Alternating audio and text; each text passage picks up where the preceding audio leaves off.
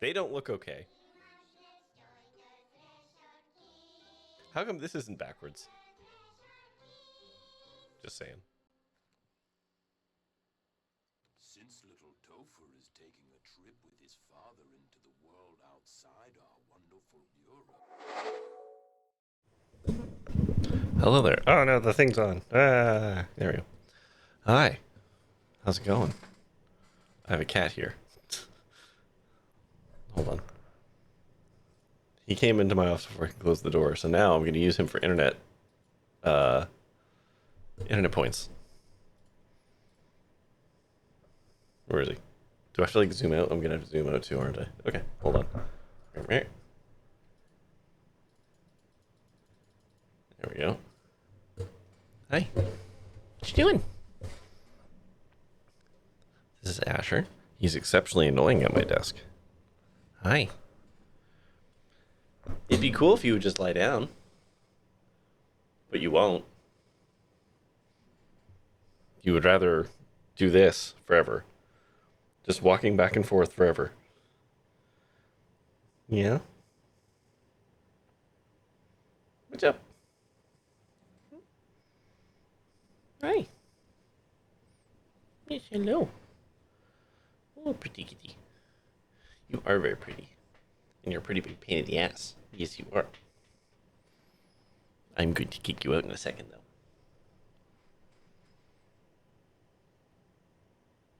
See, this is what he does. He just kind of stands in the middle.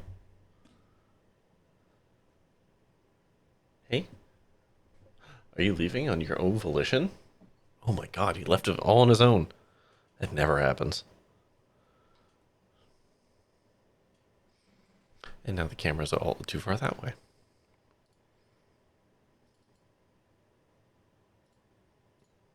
Alright, well, he disappeared, and I need to go get my glasses. I forgot them upstairs, so behold the shelf for a little bit.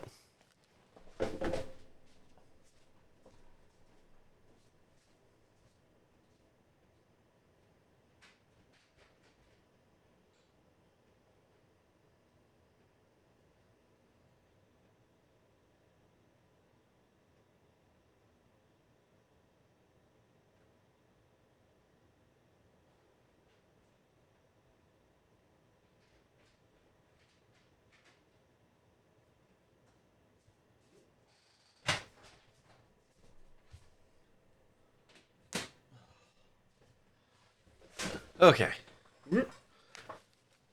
Okay, we're back. Lower this a little bit. Anyways, hi, hello, welcome, good evening. How's it going? Oh, we are playing Rosewater tonight. Just make sure that's still connected. Cool. Hi, Zonic. Hello, Max. Doing multiplayer Wednesday. Well, I hope it is enjoyable and fruitful. Hello, Chucky. Did this thing connect to the YouTube? Wait. I'm live over there, right? Yeah, okay, I'm live. Oh, there it goes. It just caught up. Okay, anyways. Yeah, we're gonna do more Rosewater tonight. We were just about to, well, we just exploded the door off of an abandoned lab. We're gonna go poke around in there for treasure. Seems straightforward enough. That's pretty much it. We've kind of assembled our posse. So we're gonna see how that all, I guess, plays out. But yeah, I'm just gonna get it going because I want to play. Play. Do. There we go. Continue.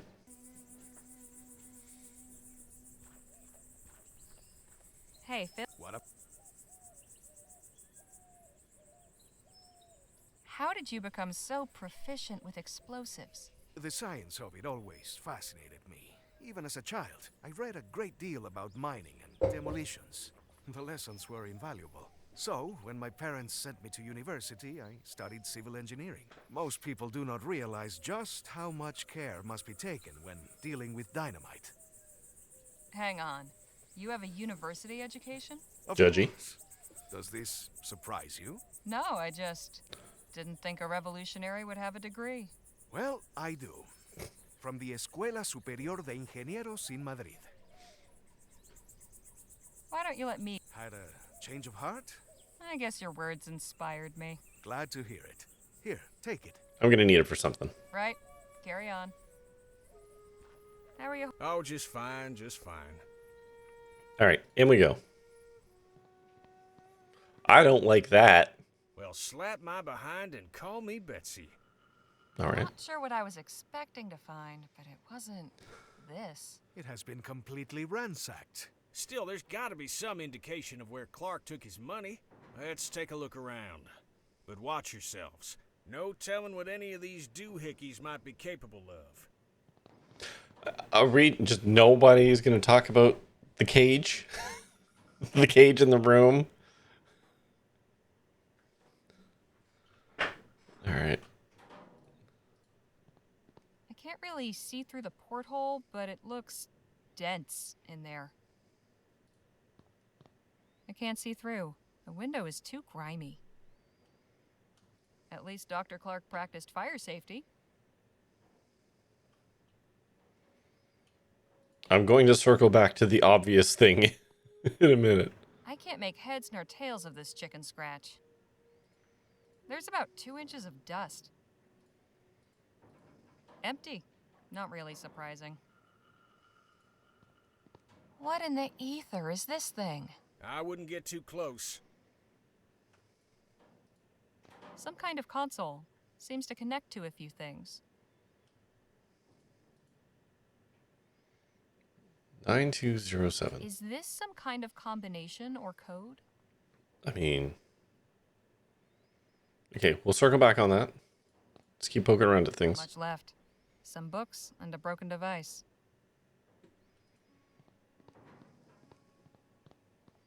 Looks like some type of cannon, and it's pointing right at the cage. A wooden mannequin in a cage? I have so many questions. You sure you want them answered? I'm hoping it was I was trying to bring the mannequin to life Can we talk? and not Your mind. I was actually the first supervillain of Vespecia.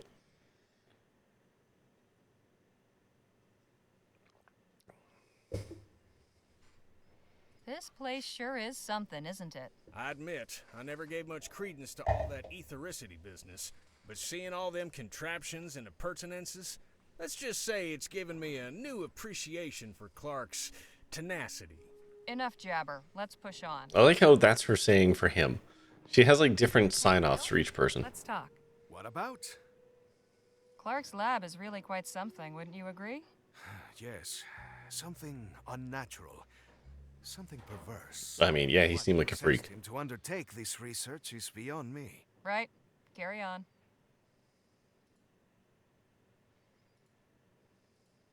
All right, let's play with the doohickey. 9207. Well,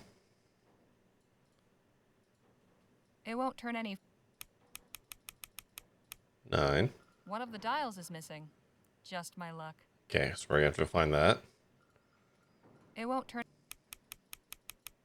Okay. TT-180 must be this contraption's model number. I guess this measures etheric pressure, whatever that means. Okay. So we gotta find ourselves a replacement doohickey.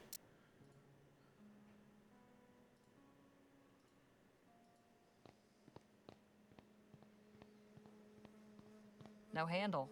Must be some other way to open it.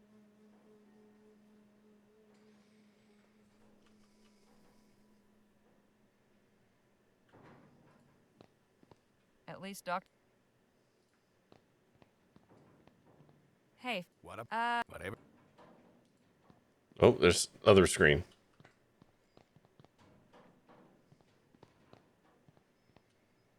This Clark fellow was into some strange things, wasn't he? I'm starting to understand why he chose to do his work out in the middle of nowhere. Mm-hmm. this may have held something interesting once, but now it's just lodging for spiders. This must be where Clark parked his rear during his experiments. This is where all the cables wind up. I get the impression this is what powers everything in here. We just need to get it running again somehow. I bet I can't remove it with my hands. That won't help me. Okay. I'm guessing this thing needs to hit full power. Some kind of power meter. Okay. Guess we won't get to see what's up on the roof. Just as well. I prefer to keep my feet on the ground. I can't begin to fathom what these contraptions are for. Nothing of use to us. Anything interesting in there? Not really. Probably why they were left behind. Looks like a toolbox. What's it doing all the way up there? Because it wants to be a Way puzzle. too high for me. Want me to give you a boost? Nah, I still couldn't reach. I'll think of something else. That's not going to help. Maybe this will help. Then again, maybe not. Hmm.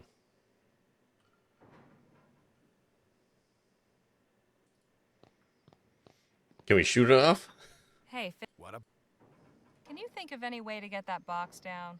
I'm afraid reaching high things has never been my forte. Right? Carry on.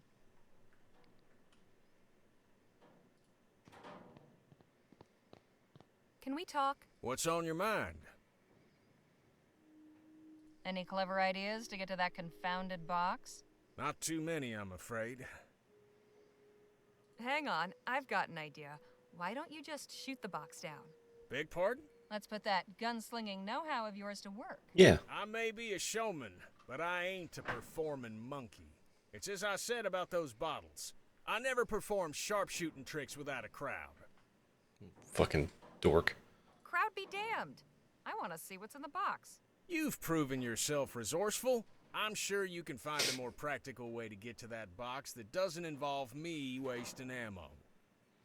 Damn it, damn Francisco. I don't understand. You showed off your prowess with a gun before. Now all I'm hearing are excuses. Why so shifty all of a sudden? All right, look. The truth is, I've gone a mite rusty. A couple of years ago, I could have done it with my eyes shut, but time ain't been kind to my hands. So how did you pull off that juggling trick? Danny's the one that shoots the ball from the wings. You want that box down so bad, ask him to help you when he gets back. Might I borrow that arrow? At least we got him to admit to it. By all means. Maybe it'll bring you some luck, too. Haplo. Let's push on. Oh my, hold on. I'm trying to figure out how to say your name. Love.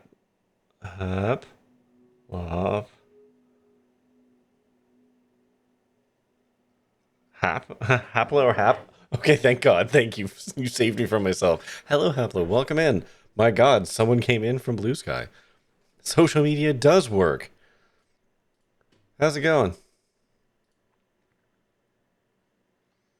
We were playing Rosewater tonight, which is a brand new point-and-click adventure game that came out from oh God, oh my God, I can never say his last name, and I hate that I keep screwing this up. Keep scrolling. Francisco Gonzalez. There we go, Gonzalez. I know him as Grunslav, but Francisco. He also made Lamplight City, which is an excellent game. And yeah, this just came out. So How are you holding up? do I have the whoops? Ah, God. Arrowhead? Select. Use. I hope this isn't considered treason. Sure it is. Okay. A strip of cloth from a visp. Okay. Select that. No need. Okay.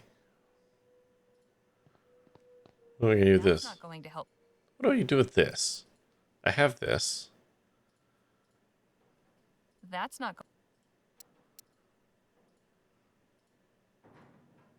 A strip of cloth from a Vespuccian.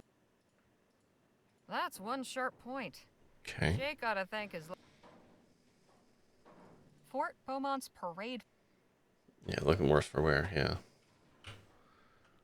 Guess we won't get. Ju- Guess we. Oops. Do.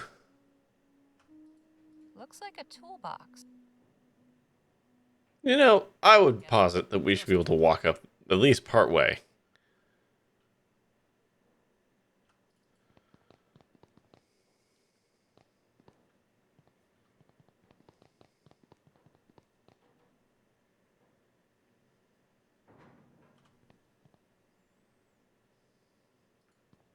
Looks like it's connected to the door somehow. Thank you for that follow. I It's to a appreciate console that. back there. Won't do us any good if there's nothing power in this place. Yeah. Some kind.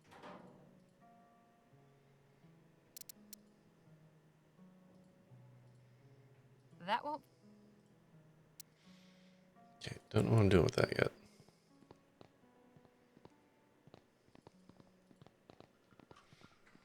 Looks like a fun game. It is.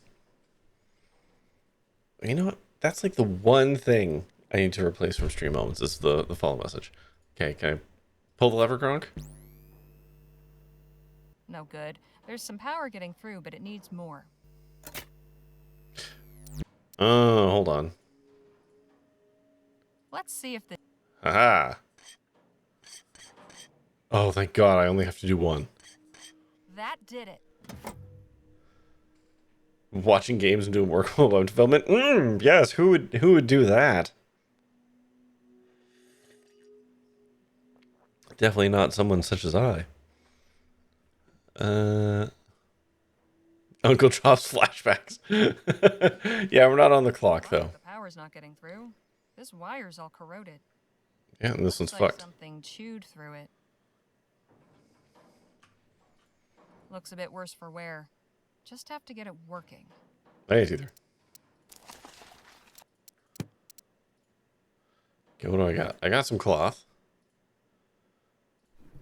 That should do it. That's not anything. Okay. I could try scraping it, but I don't want to risk. Corrosion. Can I use this? Just wipe it The off. muck's too solidified to wipe off. Okay.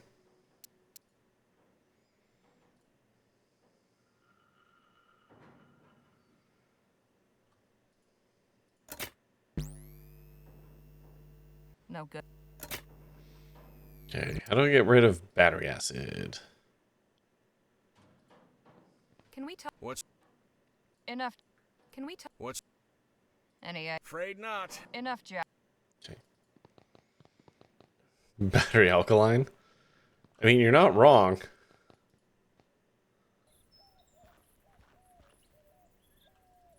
Can we leave?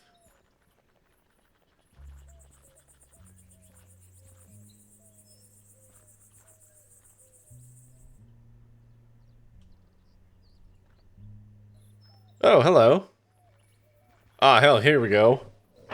The ocean Snake oil salesman. is this abomination. Howdy, folks. Interested in learning about cultists' miracle elixir? Of course we are, little lady. Then step on over. Tell me more about cold hits. I'm gonna be honest, cold hits sounds like something problematic you would say in this time period. Hey, Phil. Let's talk. What about? Right? I'm sure there's a lesson here about the laws of supply and demand. Special offer. In solid liquid silver? One Maybe. bottle for 5 crowns. I'm hoping it's Some of these bottles it's start very with alkaline. Dust. Professor Xander Coltit III. Good medicine for good people. My guess is the primary ailment these folks cure is swollen purses. Boy, oh Very boy, probable. I sure wish I was you. Beg pardon? Why, today's your lucky day. Is that right? Yes, sirree. You're just in time to experience the travesty. The travesty? Miracle elixir. The what now? Oh, dang. I mean, the majesty. There you go. Xander Coltit III's miracle elixir. name is Olivia Colted, and I'm here to answer all your questions Sorry. about this It just sounds like something problematic. Are you sure you don't mean revolutionary new medication? That's what I said. So, do you want to hear about it or not? Fine, I'll bite. Tell me about this miracle elixir. Glad you asked. From the maker of the wildly popular Cultists Emulsified Soporific comes Cultists Miracle Elixir, the finest, most elective tonic in Vespuccia. Guaranteed to treat and cure all illnesses from arthritis to yellow fever. And for a special Good old limited Curls. time, we're selling it for the treasonable price of just 5 crowns. You know, T3, just because you like Vor doesn't mean all the mouths you look at are Vor fodder. Like, most mouths are just mouths. That wasn't the point. You don't like their mouths. That was the point. Just mouths are mouths. Yeah. I don't know why. This is such a wild conversation starter. How often do you open a conversation with, I like Vor. However. Sounds pretty miraculous, all right. What's in this elixir, anyway? Oh, I don't know. Daddy's the one who makes it. But I know he gets his secret ingredient. Oh, Ethel. There we go. Ethel. He always talks about her when he makes a new batch. 5 crowns seems a bit pricey. How about I give you 2 instead? More often than you think? Daddy told me not That's to. concerning. Oh, I'm sure we can agree that rules were made to be broken, young lady. Would you consider 3 crowns? We'll tell everybody we meet to come see you. Then you can charge them a reasonable 6. Well, okay, deal.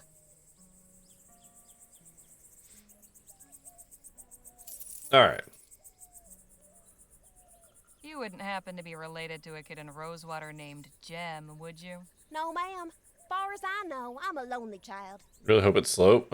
No, it's basically just alcohol. Here's the thing about all the miracle cures from back in the day. They were all basically alcohol or drugs or both. Like laudanum, which is a thing you'll hear thrown around in the olden times, was basically just opium in brandy. Like, that's it. That's all laudanum was. It was opiates, like opium, in some kind of alcohol suspension. Usually brandy, because brandy was, like, sweet.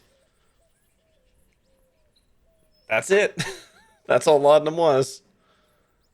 Why are you parked in the middle of the desert when there's a town full of potential customers not 2 miles from here? Oh, I'm just minding the wagon while my daddy's doing his business at the fort. But he told me to... Was alchemy a popular thing to try? Oh, no. Snake oil, like... Has anyone else come by? Hold on. Oh, sure. Tons of folk. Only one who didn't stop was a feller on horseback. Too bad, because the guy he was hauling looked like he could have used some elixir. Back in times of this, miracle cures and cure-alls and all that were just unregulated fleecing.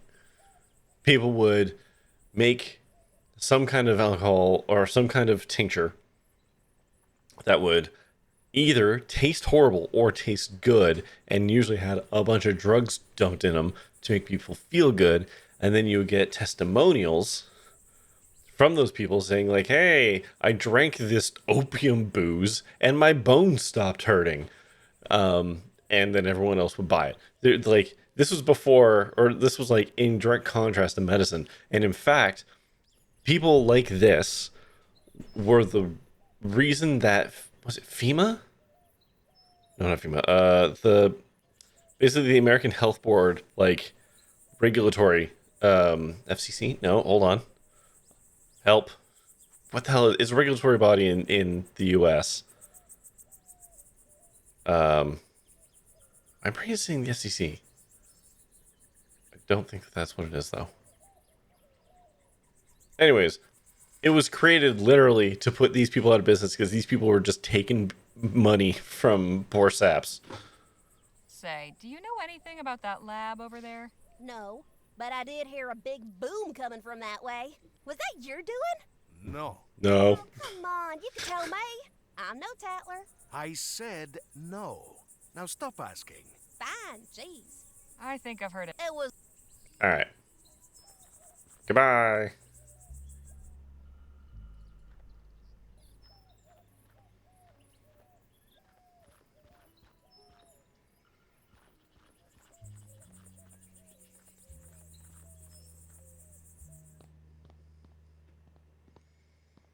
All right, now we should be able to use the miracle cure on here. Professor Xander Coltit III's miracle elixir. Guaranteed to Cure cure what ails you. Yeah. I'm sure that's the case if what ails you is sobriety. Whew! That'll put hairs on your chest. Let's put some of this elixir to good use.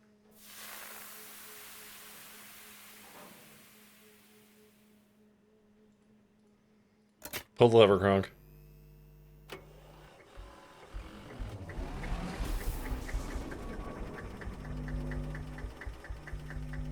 It's probably fine. Damn.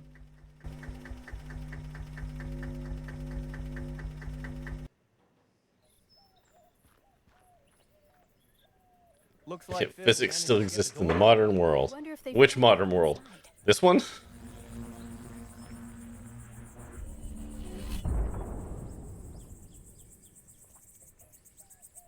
I'd say so, yes. We are up and running. Impressive. This technology is amazing. What did this Clark fellow intend to do with such power? I'm beginning to wonder about that myself. Nice job getting the lights back on. Get everything squared with the Otham? I think so. They're adequately supplied. They should be well off for some time. Well, I suppose we should see about... Hello? Is someone in here? Damn. Looks like we've attracted some attention. Can't imagine how. Come in peace. Please, make yourself known. Guess we don't have much choice. Hail! Hi? Goodness, I wasn't expecting so many of you. And we weren't expecting anybody at all. Terrific. Another one of these loons. You think he's associated with that fella we met outside? Yes. I am Paul Burkhart, emissary of the Luminarian. Mm-hmm. The what now? We are disciples of Dr. Clark, protectors of his artifacts and legacy. No kidding. So you must know all about him then. Quite so. Well, isn't this our lucky day? Can you tell us what you know about him? If you seek enlightenment, we will be glad to share our wisdom with you. But let us all return to the commune. We must not further defile the sanctity of this place. Come, I am eager to learn about you all. No. No. What? No. Why? Welcome to Chrysalis, friends. Feel free to Your shit explore, sucks. converse with the residents. You'll find we have much to offer. We'll speak again soon. Can we just leave? What an accommodating fella. This is all very strange. You all might be into this porqueria, but I want no part of it. I am going back to the lab. Yes, please. Suit yourself. All right, let's see what we can learn about where Clark's stash might be. But let's not overplay our hand, shall we? If anybody asks, our interest is purely academic.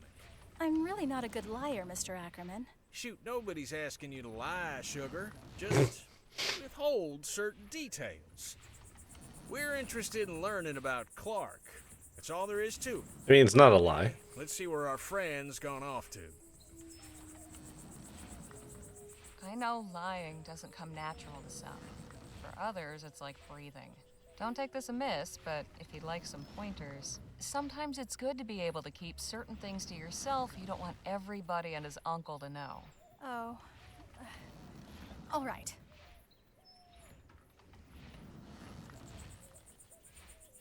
Above all else, be confident. If you sound like you believe what you're saying, they will too.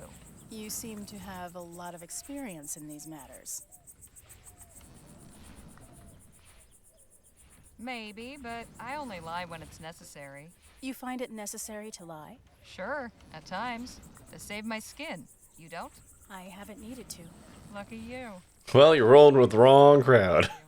But if anyone asks what you were up to the day when, say, a wagon got raided outside Rosewater, a little capacity for dissimulation might be handy to have. Your advice is appreciated. I'll just see what I can find out on my own. All right.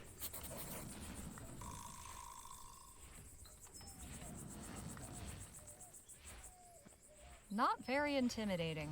No wonder the crop. Yeah, your crops look like shit. If the smell's anything to go by, that crate's full of fertilizer. They have an automated irrigation system. Pretty ingenious.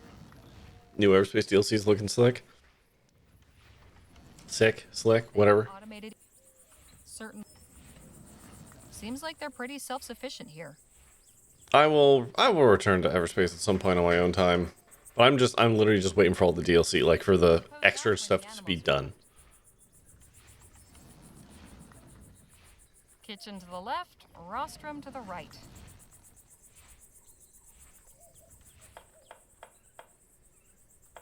Full of grain by the look of it. Quite the contraption. I'm sorry. Do they have That's Portal? quite imaginative. Is this breakfast? It will be. I hope everyone likes it. I think I saw this model in the latest Bulls Clearage Frontier catalog. Fancy. That paradigm. Hello. How are you? This isn't much Welcome use in. with the wheel missing. Handle still looks good, at least. Yeah, I'm not going to go talking to people yet. I'm just poking around, see what I can see.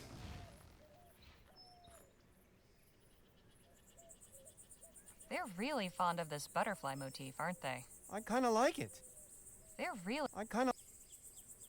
He does go on, doesn't he? I really don't want to listen to him. A reliable water supply is everything out here. The butterflies sure seem to like these flowers.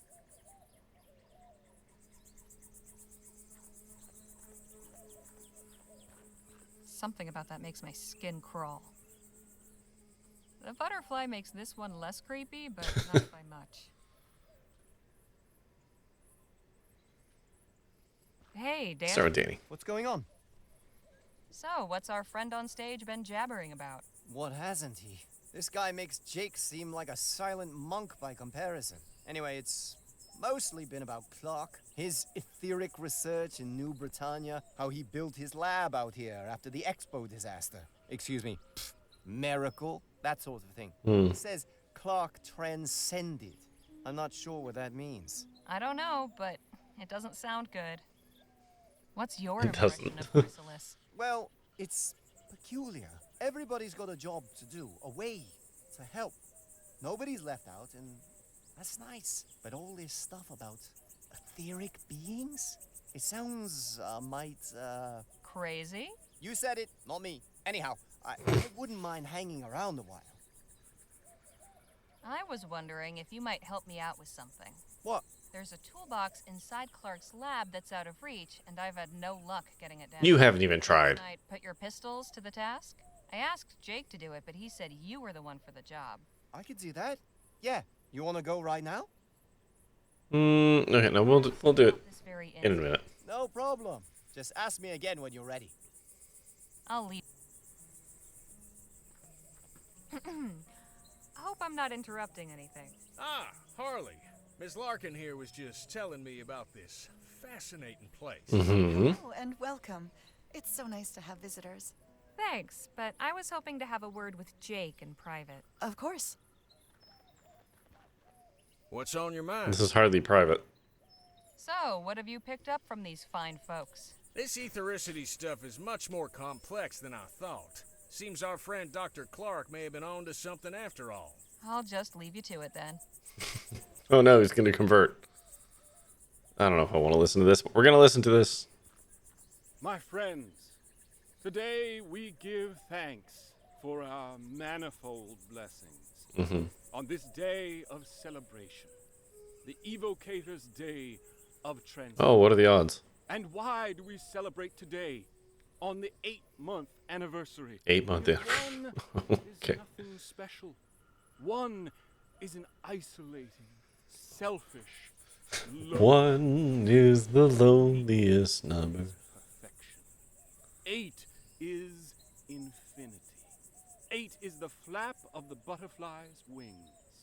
On this day Oh in my God. March of this year, exactly 8 months ago, the luminous ones called Evocator Bennett up to join them in the luminous... Okay, so they're saying he's Being so dead and gone, huh? They showed us the path of light, where soon Oh dear. we all shall follow. Oh dear. Now our soul sibling Bennett dwells among them in the etheric realm beyond this earth, in a transcendent union of cosmic harmony and peace.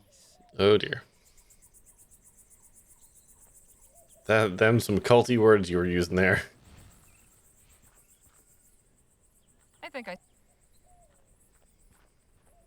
Nadine, could we have a word? Of course. You enjoying yourself here? These are good people. I'm glad we met them. You don't find them a bit odd? I'll admit, I don't quite comprehend their philosophical ideas, but they've welcomed us with open arms. The least we can do is offer open minds. I'll leave you to your conversation. Excuse me? Ah, hello. You must be one of Miss Redbird's companions. That's right. Harley Legere. My name is Evan. Evan Holbrook. Welcome to Chrysalis. Evan was just showing me the cookhouse. You know they grow or raise everything they eat here themselves? Well, mostly. Sometimes we need to resupply from town, but we aim to be fully self-reliant. Our dedication will be rewarded with bounty. Mm-hmm. So, are you the biscuit roller for this community, or what? Not quite. Everyone in Chrysalis does their part. It's my day on the rota to fix breakfast. Do you have a doctor? We have a few skilled in healing, yes. I do wish we had... That wasn't the same words. Our crops haven't been thriving like we hoped. What's your story, Evan? How did you join up with these folks? Well, like many of the others here, I was living in New Britannia. My wife was there at the etheric demonstration at the expo. I thought I'd lost her forever.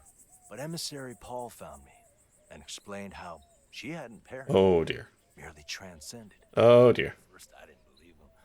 I wanted to throttle him, actually.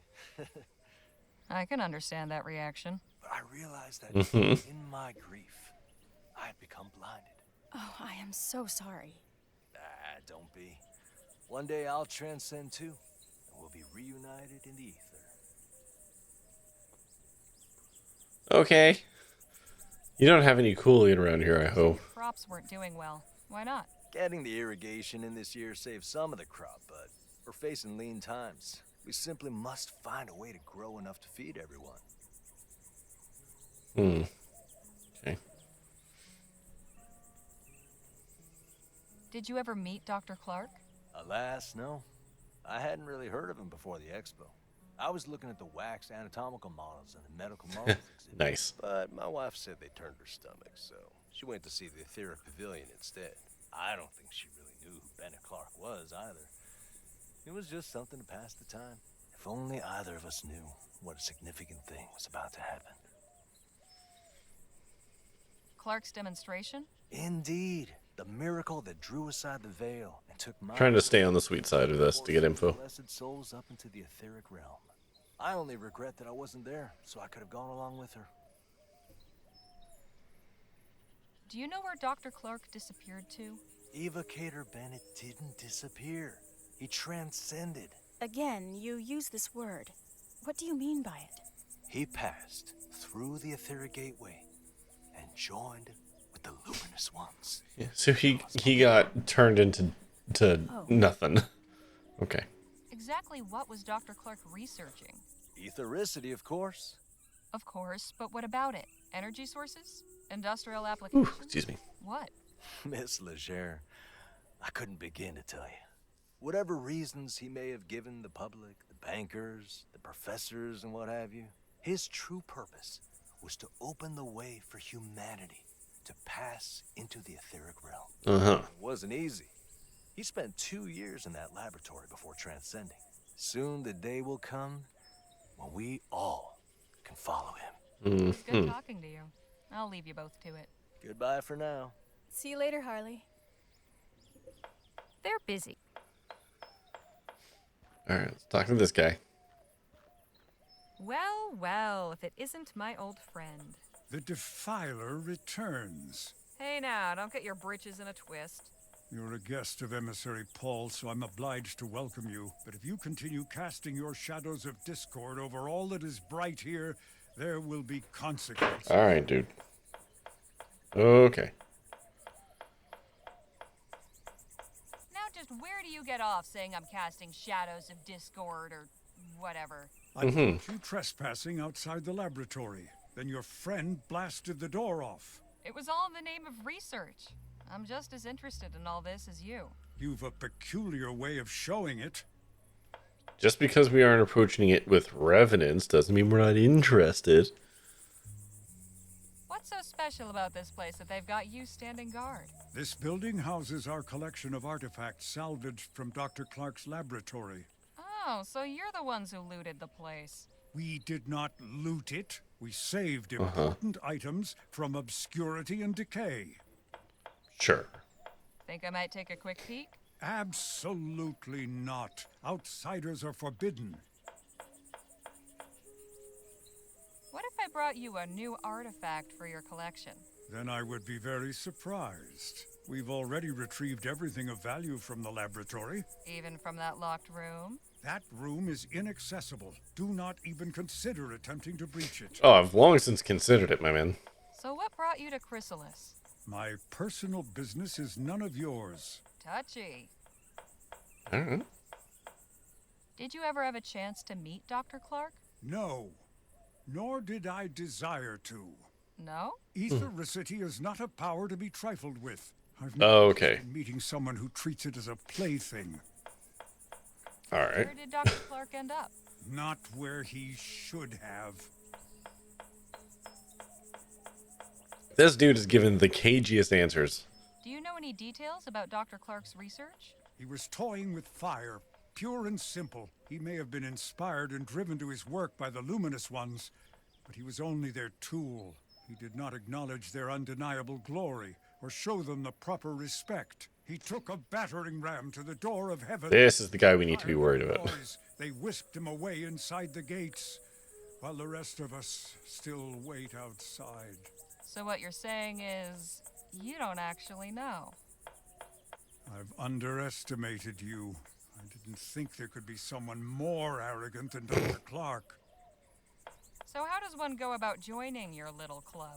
You think if you joined us that I would just suddenly allow you to enter? Sure, you said only outsiders were forbidden. Nice try, but not on my watch. I'll leave you to your guarding. Try not to die of boredom.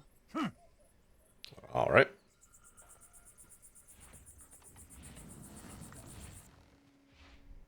I can't be seeing things. Danny and Nadine saw that strange haze too. There's nothing wrong with my eyes. There must be something wrong with the sky. Oh, wait. I need Danny. I need him to shoot some stuff.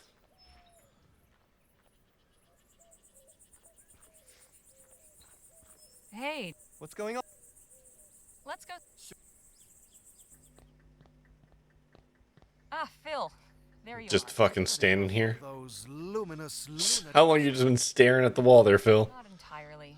Danny's come to help get that box down. That's it, up there. Right. You might want to stand over on this side, Phil.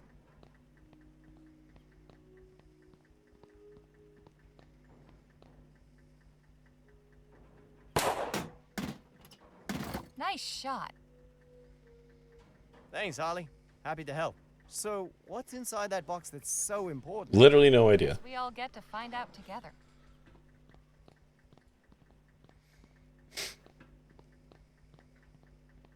There's more than one way to get a box open. Well, anything good inside? Not really. Just a wrench and this odd dial thing. Okay. I hope it was worth the trouble then. Literally need both of those things. I'm heading back to Chrysalis. See you both later.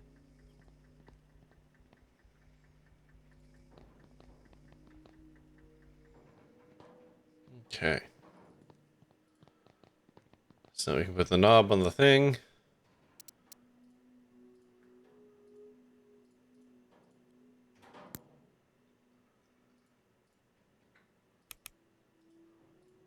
Nine. 9207. And flip.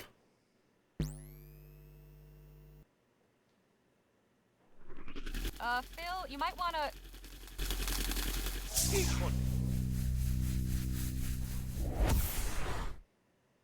Move. Are you alright? I think so. The cage seems to have absorbed all that energy. Hmm. Just warn me before you try that again. So, this console operates equipment by setting the dials in a 4-digit sequence. That means we need to figure out the right code to get the door open. Hmm. I can't see... No handle.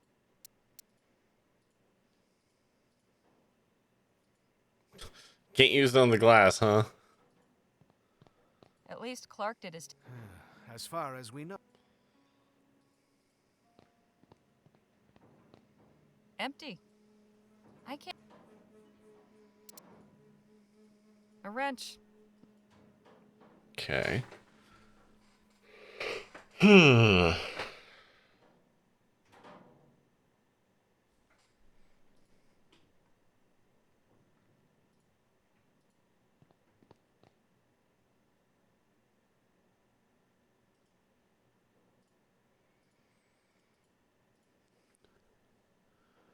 $1847 maybe?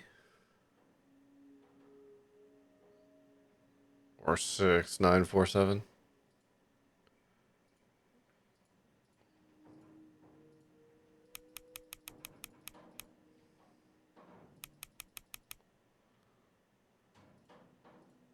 It won't turn any further.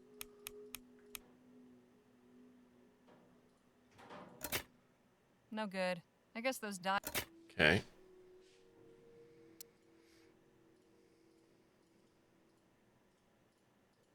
October 25th, 1850. I'd like... Okay, that's nothing. February 12th, 1850. Dr. Clark, upon hearing news of the reaction, when they after enduring one day when with warm rig. P.S. How you managed to rig a TT-180 console to control both your equipment and door mechanisms still baffles me. Mine. Okay. So that's the clue to that.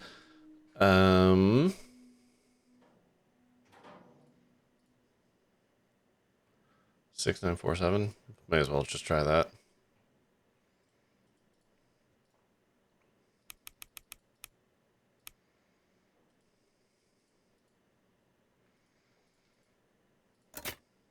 No good. Okay. All right.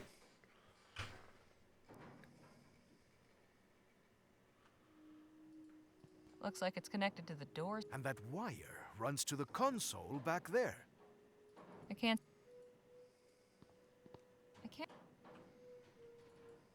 Okay. I can't... Nothing of... There's more... Just a... Seems... It's working again. Okay. I don't think there's anything else here for me at the moment.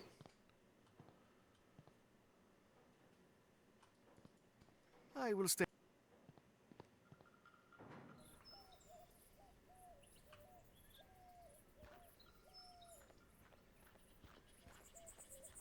Whatever turning on that generator did.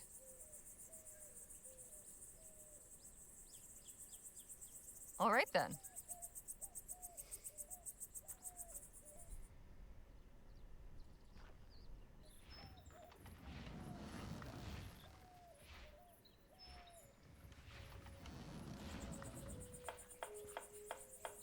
I've got... Nadine. Of course.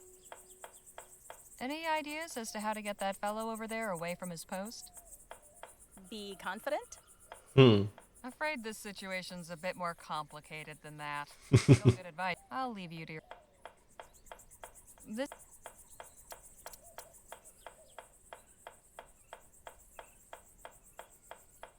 I'll have this handle off in a jiff.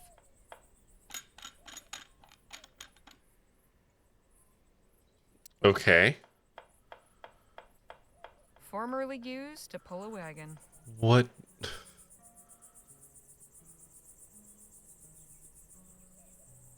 What do I do with that? Okay.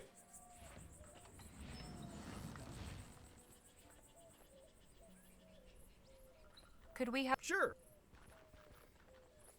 What's on? I got a theoretical question for you. Shoot. Say you needed to come up with a sequence of 4 numbers. What would you pick to make it easy to remember? Hell, that's easy. 1817. That didn't take you long.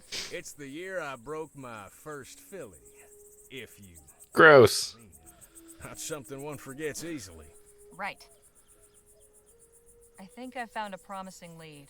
There's a shack on the other side of the commune full of things salvaged from Clark's lab. Only problem is it's being guarded by that first luminarian we met. Oh, the feller with the tinfoil chapeau? Yeah, I won't forget that. How can I get past him? He's a peculiar one, but he seems to be the most reverent to these folk. Perhaps you could win him over with a peace offering. There might still be something in the lab that's been overlooked. I'll just leave you to it then. Hey. What's... If you had to pick a 4-digit number sequence that was easy to remember, what would you pick? Suppose it'd be something important? A date, maybe? Or a memorable year? Never really thought about it. So, where did you learn to shoot? I, used to know some folks that were handy with pistols. They gave me a few pointers, and I just sort of picked it up. I'll leave you to the lecture. Yeah, well, we're just gonna leave that cagey ass response right where we left it.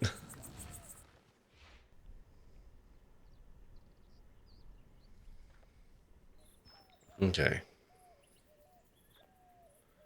What do I do?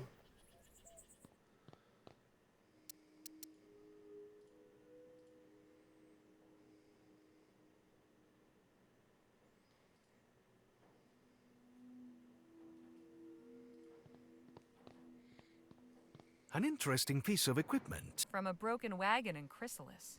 Well, keep hold of it. It could be useful. Thank you for the rainbow. Need pride more than ever?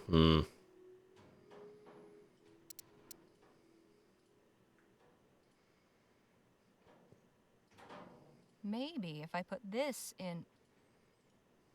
Okay.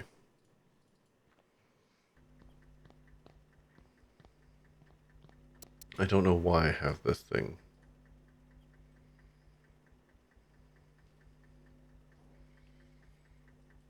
Okay. We need to get the door open.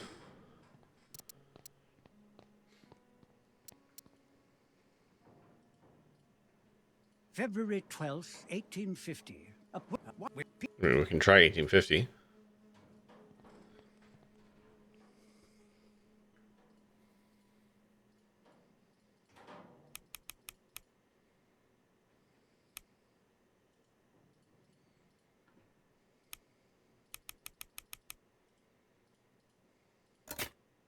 No good.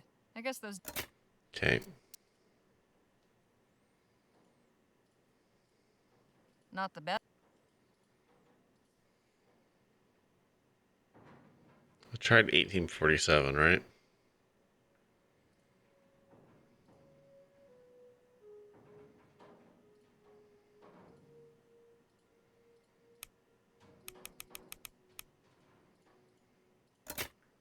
No good.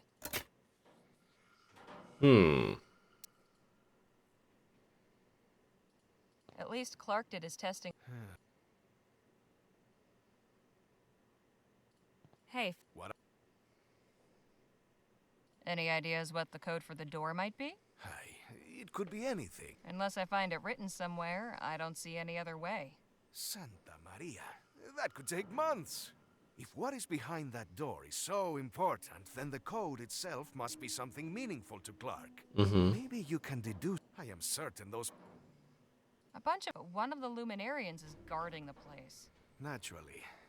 Are you seeking a distraction? If you have an idea, I'm all ears. It just so happens I do. I have had a look around, and this machinery is quite unstable. With a few more items, I could finish what we started with the door and send this whole place up in smoke. That would give you time to search, no? It would, but it seems a touch extreme.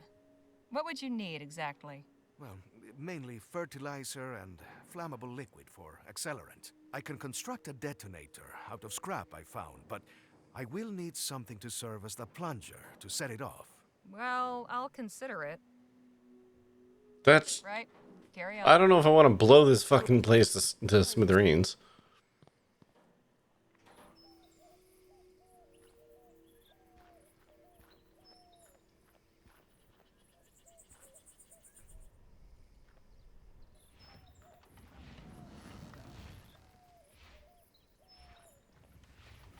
This had better... Okay. Well, now I have that. Oh, I have everything. I have the miracle elixir, I have fertilizer, I have a plunger. So we can do all that. I've got more important...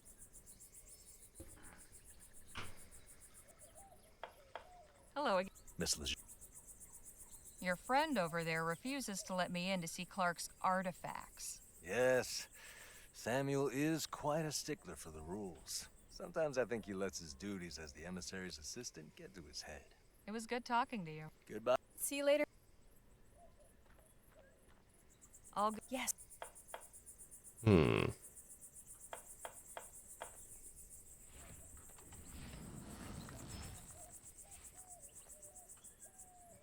They're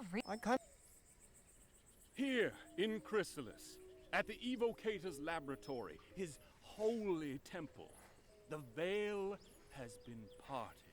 And on the other side, the luminous ones are waiting to welcome us home.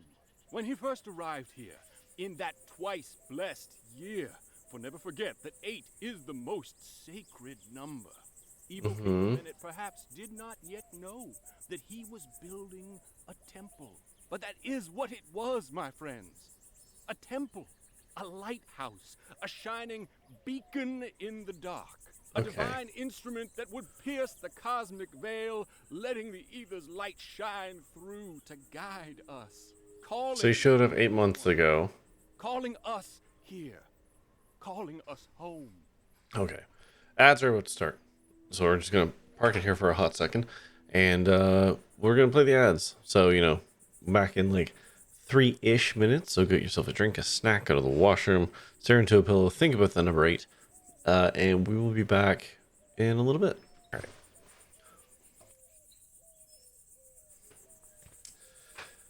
right. Okay, so 8 being a fancy number, maybe there's something to that. 1848. 8's across the board. 1888, which is a year I don't think that's happened yet.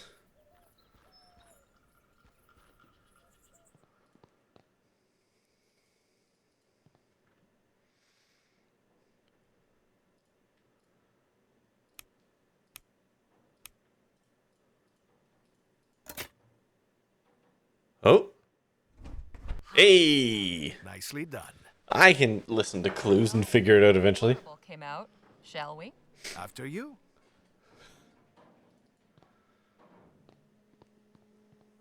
I don't. What in the ether happened in here? I do not know. I am not. I don't like any of this. Oh no.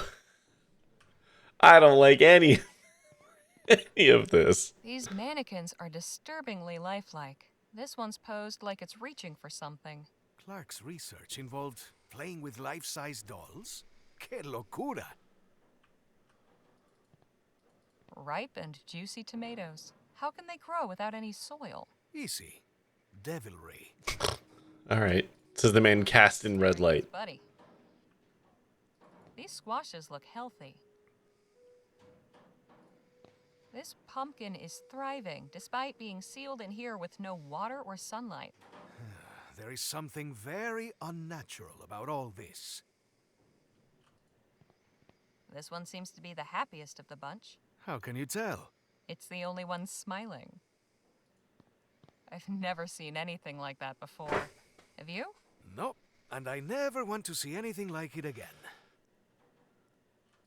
Some huge green bean pods.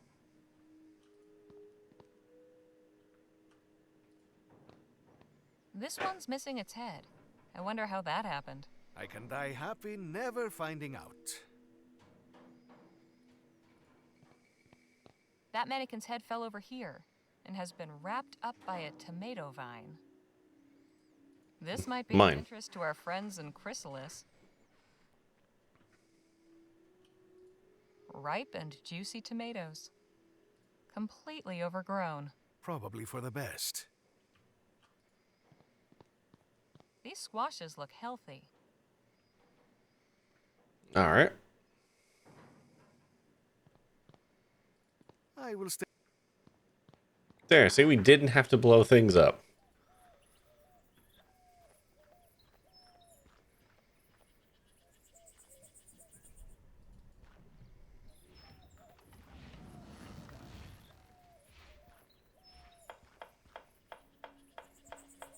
I've got more important.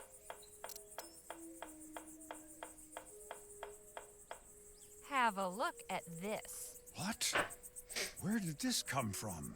Clark's lab. His test room, to be precise. You were able to get inside? Sure was. It was full of plants and all kinds of weird equipment. The ethericity seems to have boosted the growth of the seeds somehow. Like a jungle in there. I cannot condone your reckless disregard for the sanctity of the laboratory, but I also cannot deny Blah, blah, blah, blah, the blah. importance of this discovery. Blah, blah, blah, blah, blah, blah, blah. You're welcome, sir. I'm eating some chips. It's in celebration of my big smart brain. And you have to listen to all that folly. There we go. I will mute my mic while I chew. I'd better be quick. No telling when that chump might come back. Some notes documenting the effects of ethericity on animals. They're signed by a Juliet Montgomery. That name sounds familiar. The New Britannia Gazette. The lead article is about the upcoming Lamplight City Expo. Interesting how the follow-up is nowhere to be found. A bunch of scribbles documenting the effects of ethericity on plants.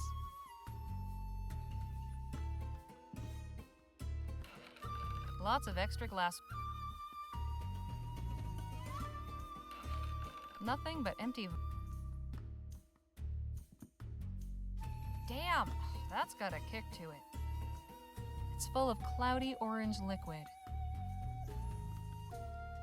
What in the hell is this supposed to be? Didn't do anything. Probably for the best. Must be nice to actually be able to understand this stuff. Looks like a smaller version of the power generator in the lab. That didn't do much. Some old bearded guy. The flag says Galileo Galilei.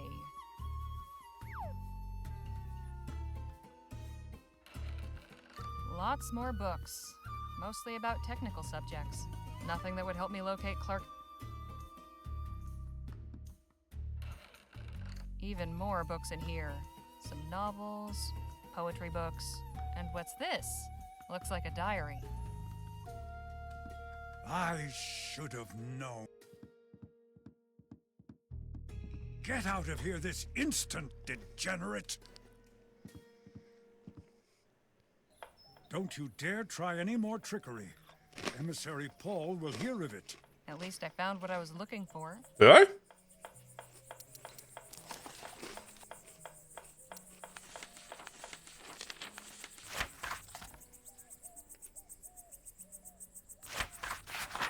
Go on.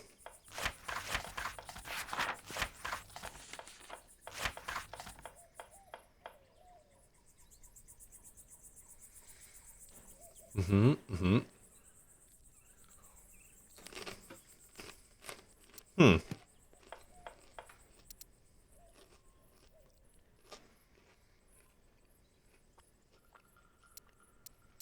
Well.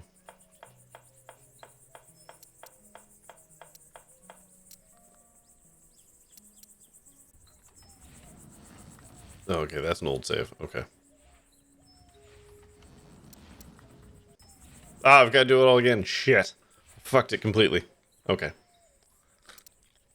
Unfortunate. Okay, well. Nadine, of course.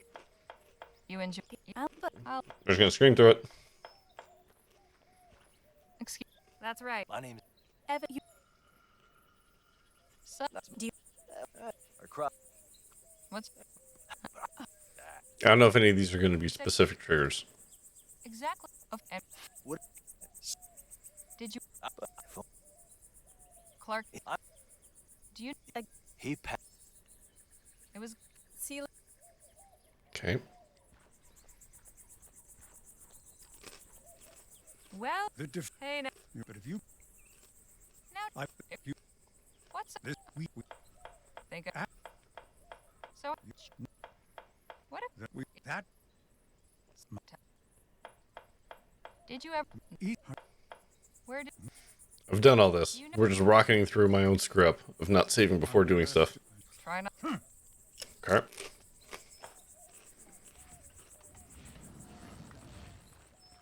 If.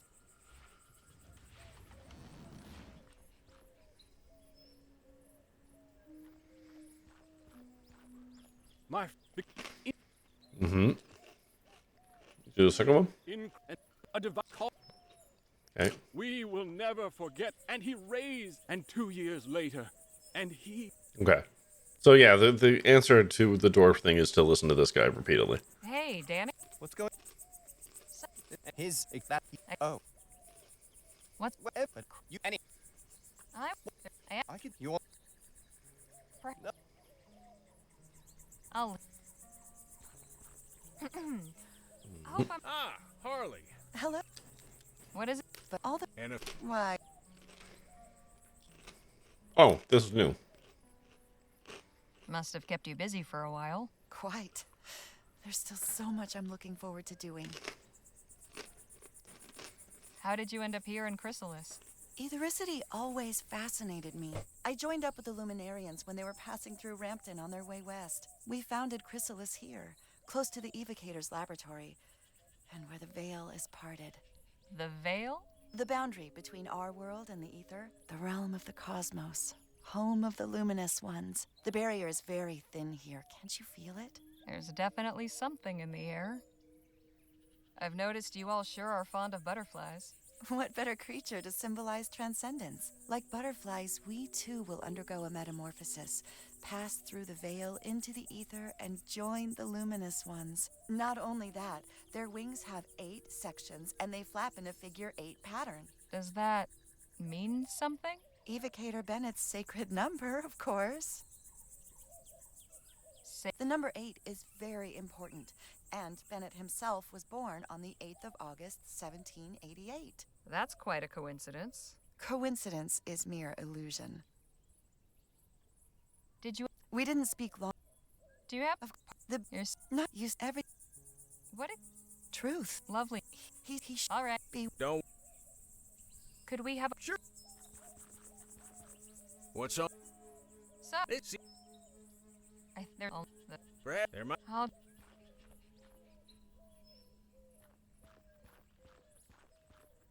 Hey, Dan. Let's go.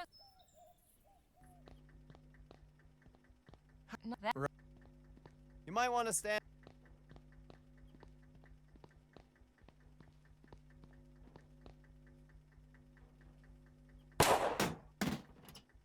Nice shot. Thanks, Holly. Okay, chips are done. Well, anything good inside? Not really. Just a. I hope. I'm not. Yeah, we got the dial.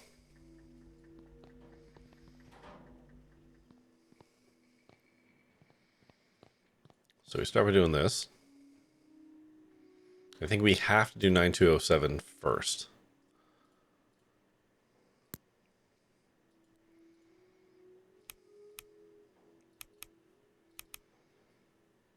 Okay. Throw the lever cronk.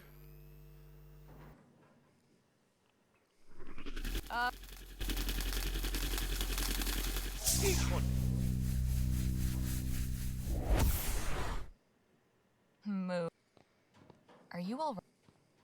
I think So that Okay. So I think I have to look at this. no. Then we do this again.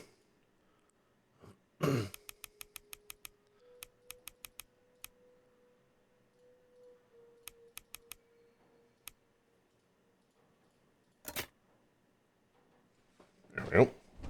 Hot damn. nicely. Well, shit. In the hole we go. It's all spooky. This.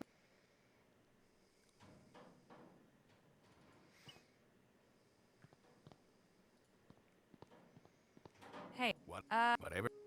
Okay, so we don't need to blow anything up anymore. I will.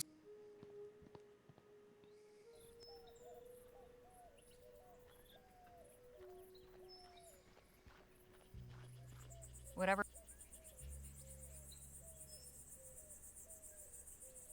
All right. And back over here.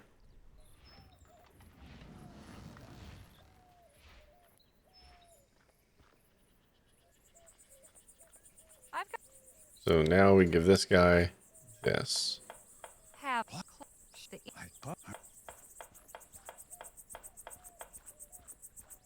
God, everyone's got a dad jog in this. Okay, I'd better be. now we're going to save.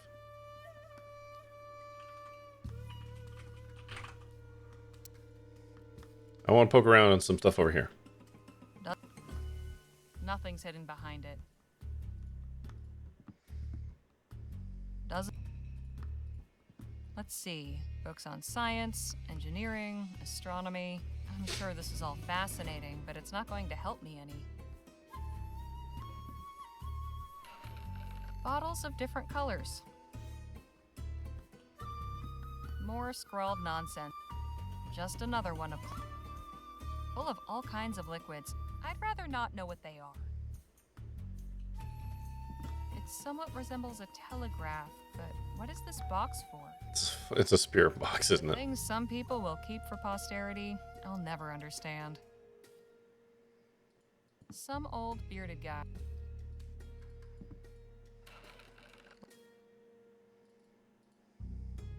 I guess we're allowed to touch everything until we touch the right thing. Seems. Damn.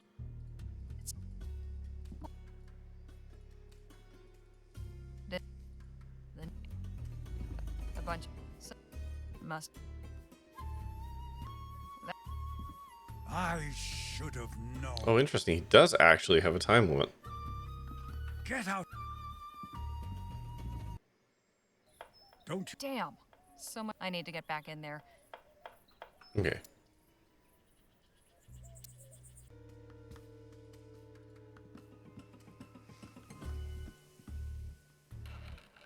Even more books in here. Some novels, poetry books. Nice to know Clark had other interests. So it must have been one of the things around here. Lots more books. Mostly about technical subjects. And what's this? Looks like a diary. Ah, there we go. So yeah, if you find that, you get triggered. But otherwise, there's an upper limit of things you can poke around at. Okay. Don't you dare try any more. At least I found what I was looking for. In good news, I don't have to burn down your temple. You're welcome. Should probably get out.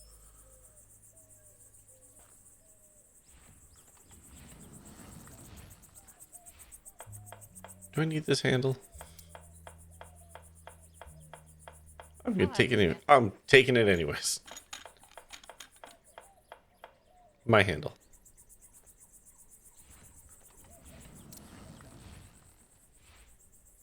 The final entry is bookmarked with a letter.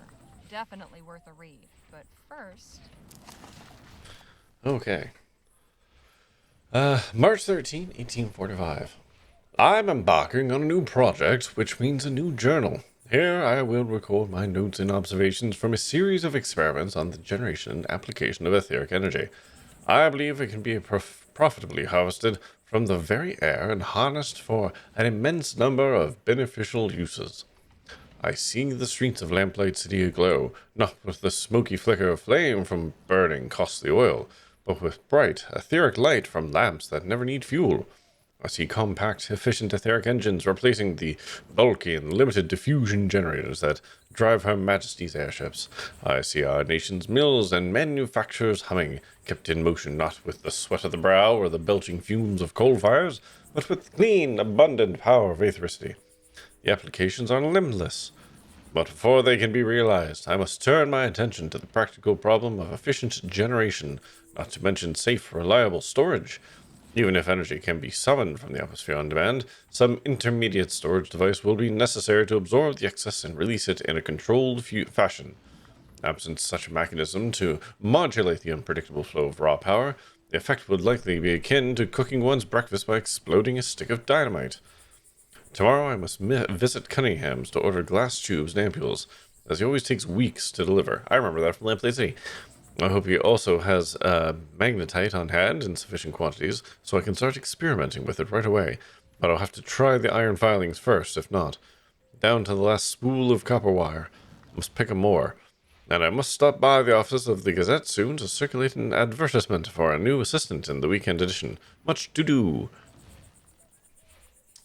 So that was March 13th, and then almost a year later. Some days the work has been maddeningly slow, and some days it seems to advance by leaps and bounds. I'm kept too busy to think often of writing in this journal, yet I have made notable progress. I've built the first prototype capable of harvesting ambient etheric potential and channeling it to produce energy. In this instance, heat. There is as yet no flow regulation mechanism, so the entire energy yield feeds directly into a copper heating element, suspended within a water-filled cylinder fixed with a thermometer. The top is left open to vent the steam, which is frequently produced in abundance. In future, naturally, the entire heating coil steam tube apparatus will be replaced with another assemblage capable of converting the electricity into useful energy to generate light, say, or mechanical motion. The prototype does not appear capable, as yet, of generating heat beyond the material's tolerance.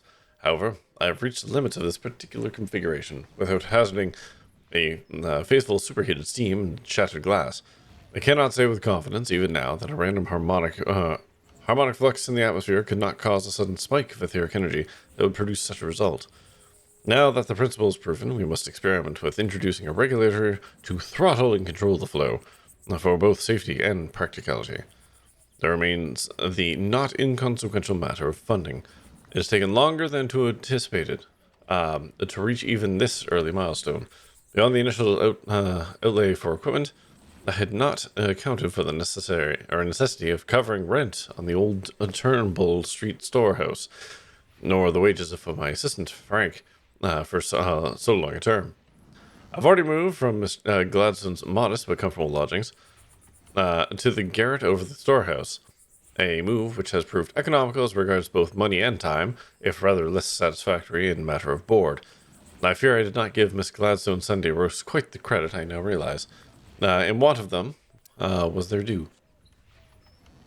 Despite the savings thereby afforded, my meager reserves will soon be depleted at this rate, unless I can induce a benefactor to relieve me of the pecuniary? I don't know that word. Obligations. November 6th, so most of the year later. At Frank's instigation, I have embarked on a program of fortnightly public demonstrations of our apparatus. A brief lecture on the principles of aethericity, followed by a practical display of the generator's operation, is offered to all comers, or as many will fit within the storehouse, free of charge. I confess that, at first, I regarded this pageantry as a distraction from the work, a senseless bit of spectacle to dazzle the simple tradesfolk and laborers who occupy this district. However, Frank persuaded me that attracting an investor would require some measure of transparency as to my research, and while it is true that Most who attend my presentations come seeking thrills rather than any intellectual or financial engagement. Putting on these shows has allowed word to spread, and some are beginning to take notice. Last month's published proceedings of the Vespuccian Royal Society of Natural Philosophy contained a mention of rumors of research into the generation of etheric power by a Mr. Clerk of Turnbull Street. I'll leave aside that they misspelled my name and omitted my title. Not everyone can pay society dues and have their credentials indelibly observed, but they know enough of my work to have it spoken of those in lofty chambers of knowledge and opportunity, and that is what matters.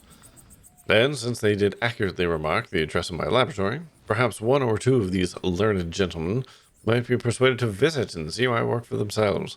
I shall pen a letter to the Society Secretary at once.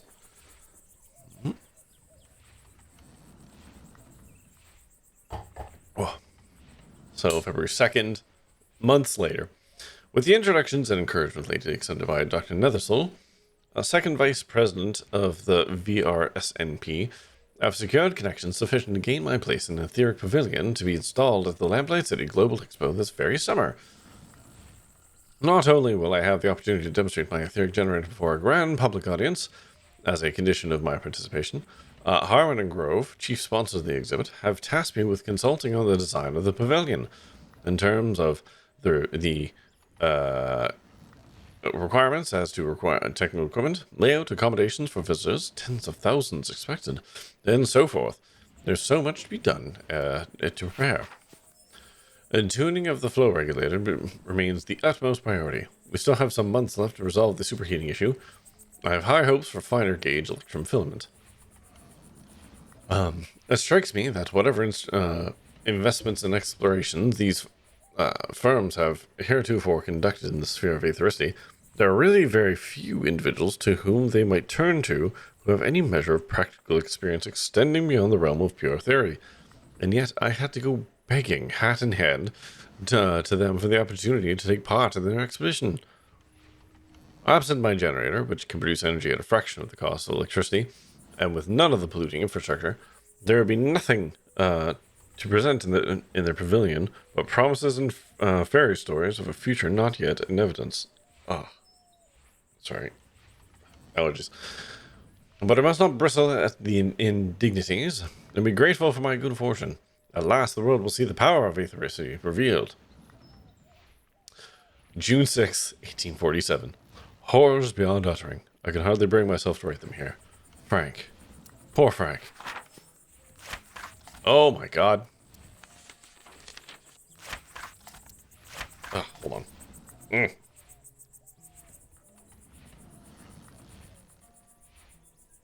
Buckle up, it is story time, everyone. Your mother will not open the door to me, and I cannot say I fault her for that. I will send her your 3 months' wage by post. A paltry sum for a life, but all I have to offer. The next day. I spent the next 2 days. I spent the past 2 days sealed in Turnbull Street, every waking moment spent checking and rechecking my prototypes and consulting my research notes, seeking an error or miscalculation. What went wrong? The flow regulator had exhibited irregularities before, but all within tolerance. Nothing on the scale of that. The police will neither return nor allow me access to the remains of the exhibition model. If only I could inspect it, I might find the manufacturing flaw or defect in the material that caused the catastrophe. Or, though I shudder to turn my thoughts to this direction, perhaps some sign of sabotage. There are many who would delight to see me fail. Angry crowds dog my steps whenever I venture beyond my door, reinforcing my voluntary seclusion. At every moment I expect the constables to arrive with irons.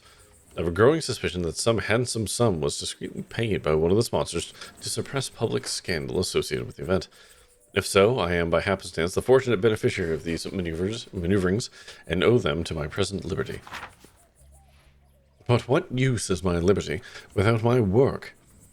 There, on stage at the pavilion, I felt myself briefly a colossus of science, standing astride the world with a shining future spread out before me. Now it is all crumbled in one blinding burst of light. September, okay, so some time has passed. The inquest is complete, my name cleared. I bear no formal responsibility for the deaths at the Expo. In the eyes of the city of New Britannia, at least, her people are not so gracious. The Labourites in Parliament are taking advantage of the public fervour fur, to press all the more stridently for a blanket ban on aetheric research, which I'm certain the Prime Minister will be all too glad to sign into law. I'm aware of a dark irony in the fact that my exoneration in the matter has likely only lent strength to their arguments, for if I am not some murderous monster guilty of horrific malpractice, then aethericity itself must be dangerously unstable and unsafe beyond the powers of any man to control. Fools! If they but knew what miraculous possibilities they foreclose with their ignorance and fear. Sometimes a scientific truth emerges which the world is not yet ready to hear. Was not Galileo denounced as the heretic in his day, only to be vindicated by generations yet on board? E pur si move? I can't Latin. It is clear that whatever I am to do next, I cannot do it here. I must leave the city. I will go west. Even if the total prohibition becomes the law of the land, law's hold is somewhat looser at the nation's virgin fringes, far from the grand maison and chambers of parliament. The desert has traditionally offered refuge to visionaries and hermit eccentrics. I can continue my work there, away from the throngs. I have come too far and glimpsed too much to give up now. The road of progress was never a smooth one. I have tumbled over a tremendous stumbling block, but I will pick myself up and carry on. Ad accidentum? Okay, January of the following year. My new laboratory, my hermitage, my sanctuary of science in the wilderness is complete. Moving out here has been an adjustment, or want, of the various municipal amenities upon which I was accustomed to rely. My resourcefulness has been sorely tried. For ample hydration, for bodily needs, as well as for hydraulic pressure and cooling of my apparatus, I have been obliged to construct a rudimentary water tower. Even the illumination, which, living in Lamplight City, I had taken for granted, I must now provide, and have taken to dipping my own candles with spare wax and cotton thread. Oops. No!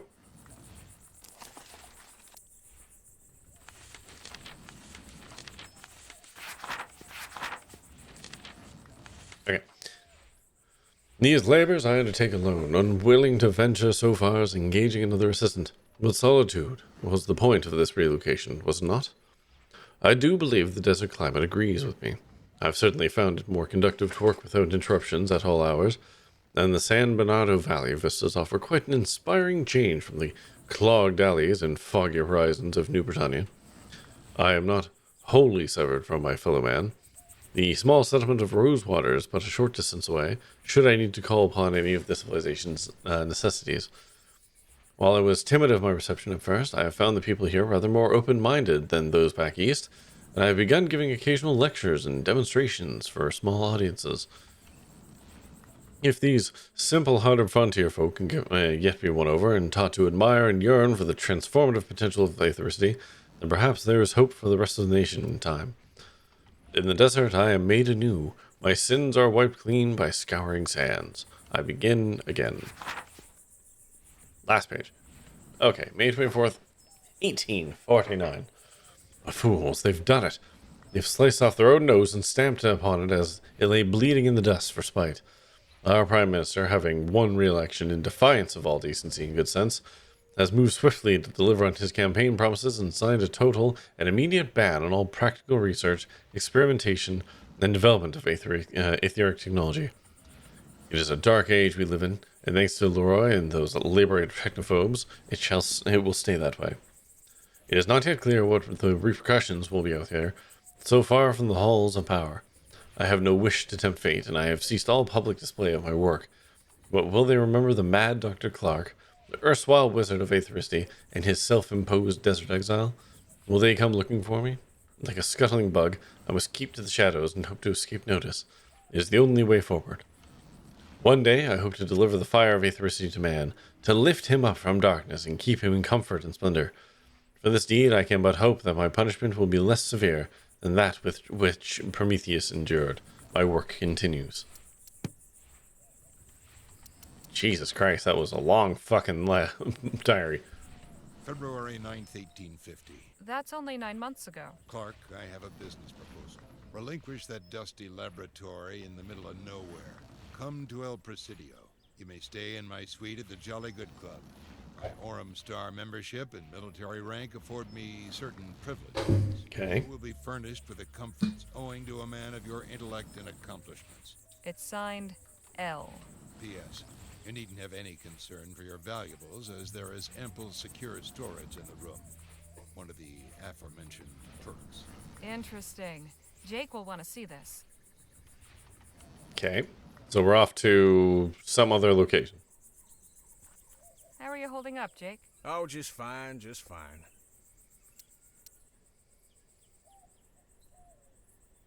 Hey, Jake. I've got something to show you. So, show me. I'd prefer to speak in private. Excuse me a moment, won't you, darling?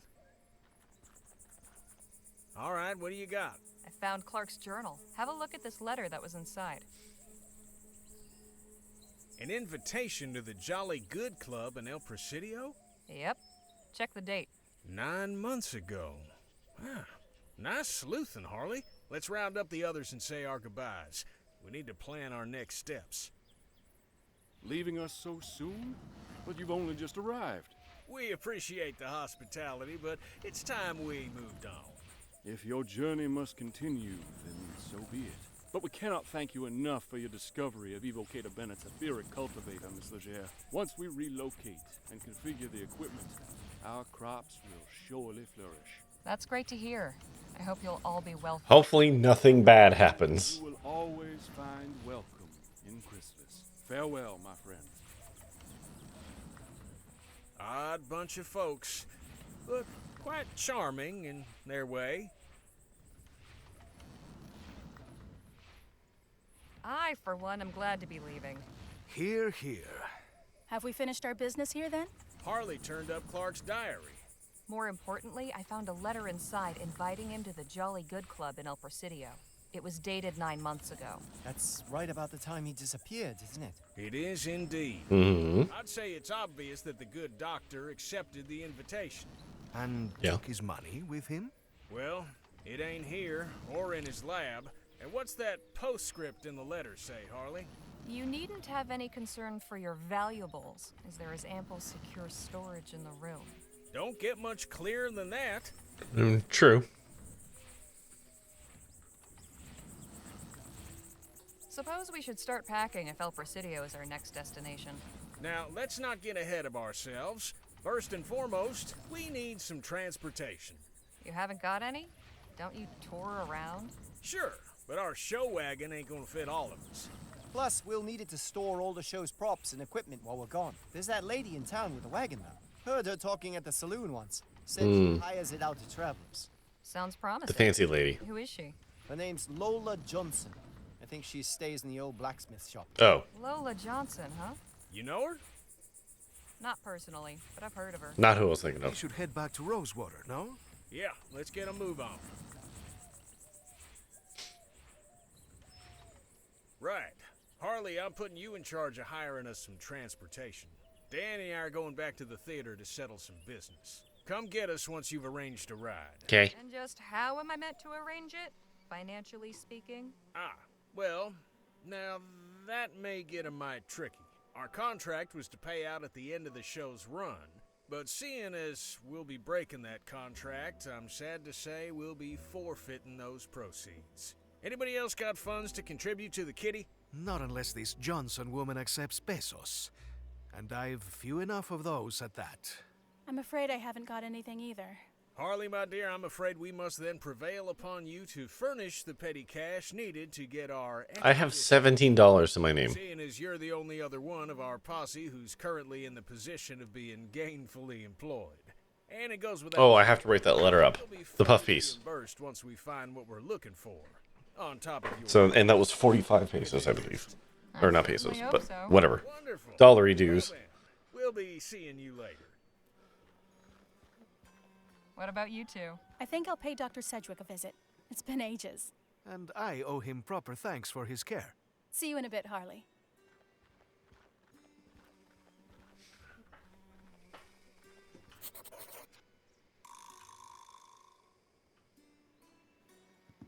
What's in here?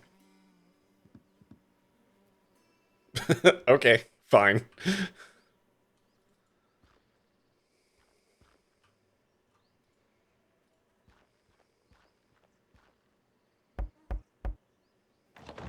What do you want? You're Lola Johnson, right? Right. Who are you and what's your business? Name's Harley Leger. My companions and I are headed to El Presidio, and we heard you've got a wagon for hire. I do? How many are you? 5, including myself. My fee is 40 crowns up front. Your fee seems a bit steep. My price is my price. I don't haggle. Already been robbed once today. Don't intend of it. Something of yours was stolen? My pocket watch. I see. That's too bad. I'll come back later. All right. Am I certain I can't punch Jem in the face more? Miss Leger, it's good to see you again. Nadine and Mr. Marquez were just telling me how you all were acquainted. Please do continue. Hey, Phil. What up? Right? Gary? Oops. Didn't mean to click through that. Nadine. Of course, pardon me.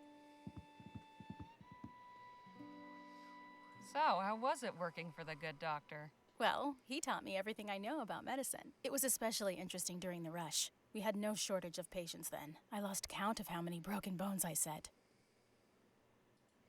A useful skill. Seems we've a big journey ahead. Are you excited for it? Yes, but also a bit nervous. I've never been beyond this valley. This'll be quite the experience for you then. I guarantee you'll see things you'd never imagined. For better and for worse, I suppose. I'll leave you to your conversation. Except, is there anything the doctor has? Oh, yeah. Did you ever make the acquaintance of Dr. Bennett Clark?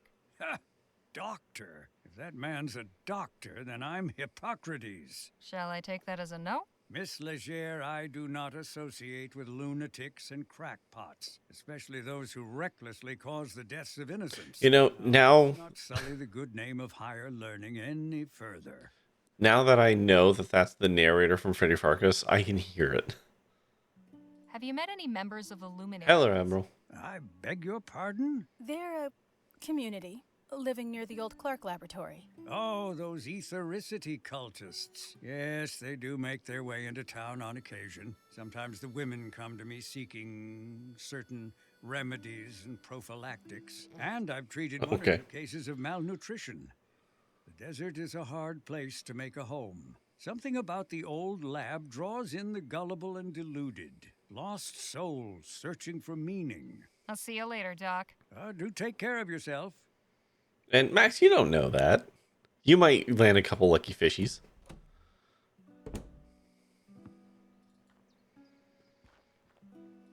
Okay, before we do the obvious thing, you, sir. You just keep turning up like a bad copper, don't you? Nice to see you, too. Stormline's finally getting here. Hopefully it'll blow through eventually. Yeah, we had like inches of snow today. And it's gonna melt overnight, and it's gonna be like 17 Celsius tomorrow.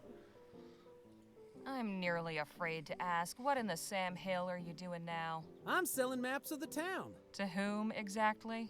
Near as I can tell, I'm the only new arrival. The locals in the market for maps of a town you can circumnavigate in 10 minutes. You're a real stick in the mud, you know that? Don't go anywhere. Not like there's anywhere to go. Okay. Lost, buy a map. So I can't punch him because I broke the I already broke it. The watch.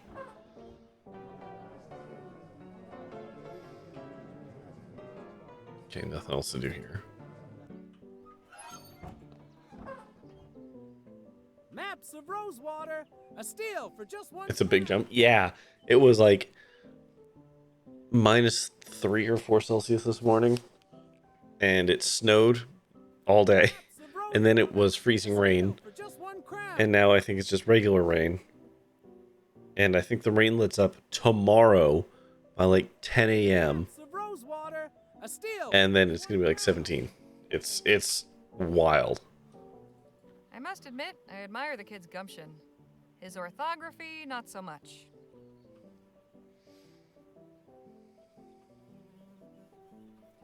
All right, let's go write an article.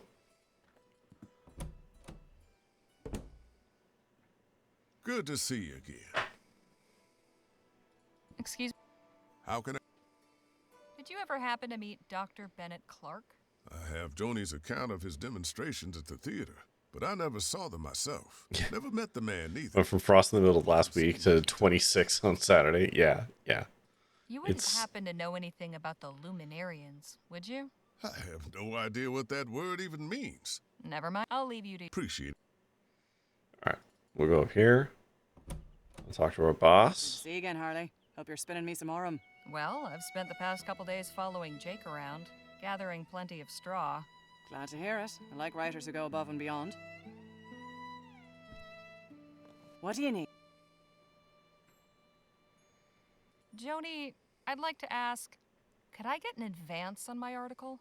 What for? The long and the short of it is that Jake has invited me on an expedition.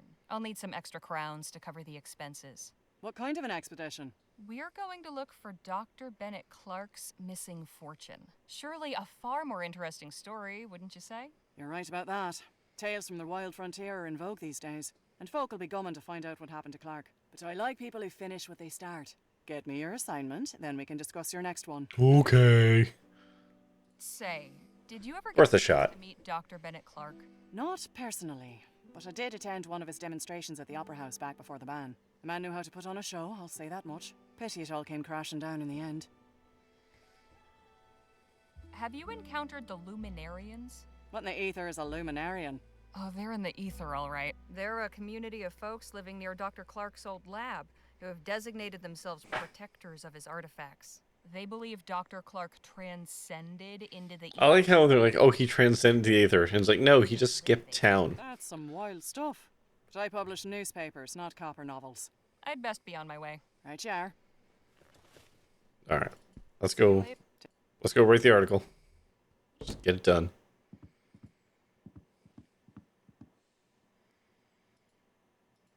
Cozy. All right, let's get this thing knocked out. But first... Oh, right, because we just write it by time longhand. to bring home the bacon. The big question, how to open?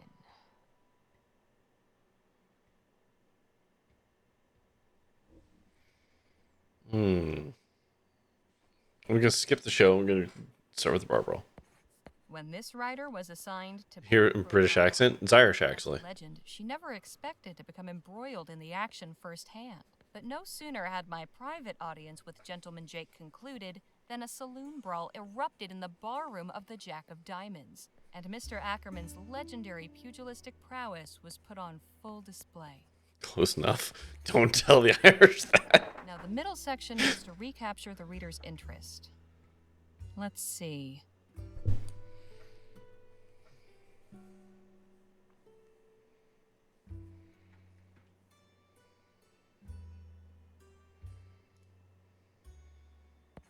They say the true mark of a person's character is how they behave under pressure. Mr. Ackerman showed nothing but resourcefulness when he found himself taken captive on one recent occasion, the details of which he was not at liberty to disclose. But he was able to recount his escape by means of a clever ruse involving the use of common household items. A true life tale rivaling the plots of the most lurid copper novels. And now for an ending. I'll be fine. It's not like that's something they've fought over for a long time. They've never had any troubles about that.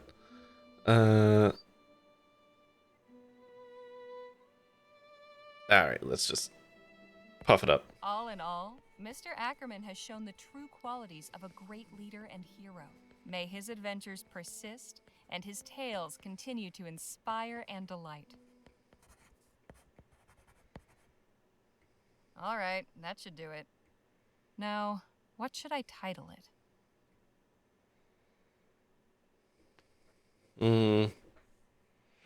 I like the continuing adventures of Gentleman Jake, which is, I think, a reference to the continuing adventures of Briscoe County Jr., but I can't say that for sure. All right. Hello again, Harley. All right, here's your puff beefs. What'd you think? Here you are, Joni. One profile of Gentleman Jake, ready to print. Let's have a look. You know, writing the headline is normally the editor's job. Now let's see. Oops. Not even in town for a day, and Spitfire Harley makes her comeback. You miss Briscoe County. Kept it breast. Don't know if it'll hold up today. Probably not. Not bad, Harley. Not bad at all. A few snips here and there, and this will be fit to print. Here's your fee, as agreed. Huzzah! I really liked The Adventures of Briscoe County Jr. I'll have a think. Really loved it. About that. How about that piece on the search for Clark's missing fortune? That'll be better than any old profile. Sure enough. All right then. Clark's missing fortune it is. I've got something else. Oh? Do tell. While I was going around with Jake, we spent some time with the Otham. I learned that they've come under constant attack from the soldiers at Fort Beaumont. What? Why? That's the thing. There's no reason. They pose no threat, yet the soldiers harass them anyway. In one recent raid, all their crops were torched. That's atrocious. People need to know about this. Yeah, it's almost like they're being shitty and racist. The leader wants their story told. She's willing to be interviewed. She gave me this statement, too. Powerful stuff. It's got Bruce Campbell in it. That's good enough. Himself. Plenty of townsfolk could stand to learn about our neighbours in the valley. This could open their eyes. I hope so. Now, if you'll excuse I'm me, actually, I'm an unapologetic Bruce Campbell stan. I love Bruce Campbell. I've seen a good amount of his work, not all of it. I haven't seen, was it Burn Notice? I haven't seen that. Let's see. Hold on. Wait. Where is it? Copeland's up there.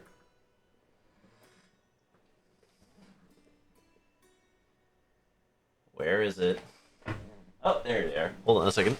Ugh.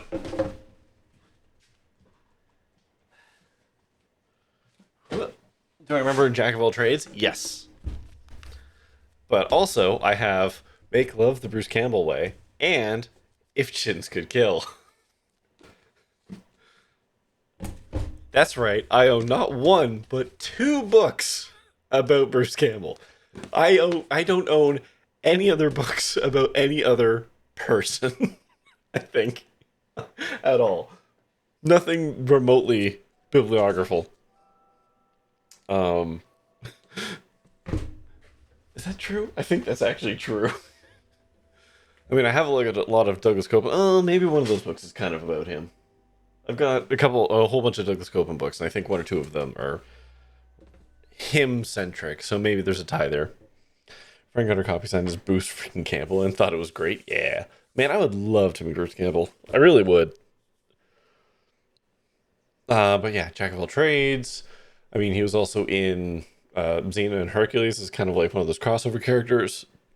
Briscoe County Jr. Obviously, you know, Evil Dead and whatever. Bubba Hotep. A legitimately good, stupid film. I didn't really manage to catch any of the new Evil Dead stuff that he did. I just didn't have whatever platform. Same with Burn Notice. I didn't try and avoid it. I just didn't have access to it. Bubba Hotep has nearly had a sequel multiple times. I know. Nearly is rude. I loved Bubba Hotep. In fact, hold on. Do I still own Bubba Hotep?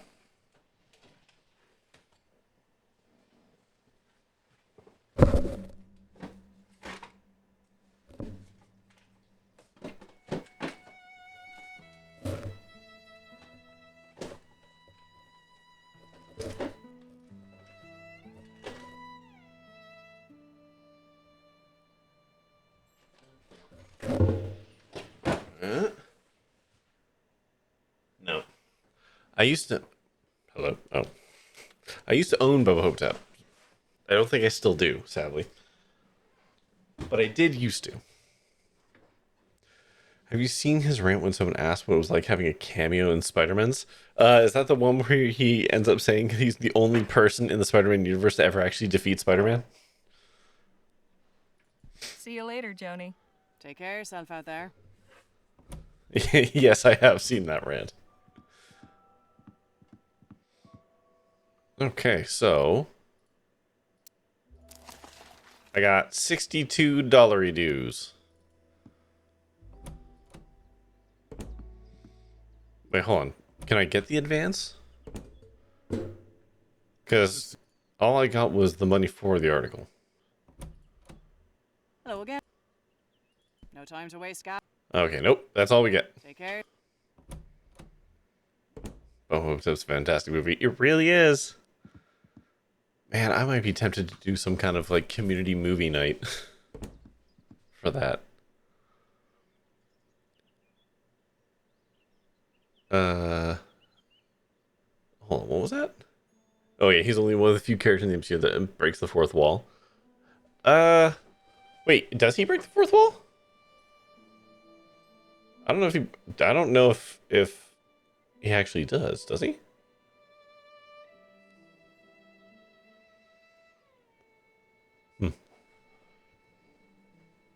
All right. So we got our money.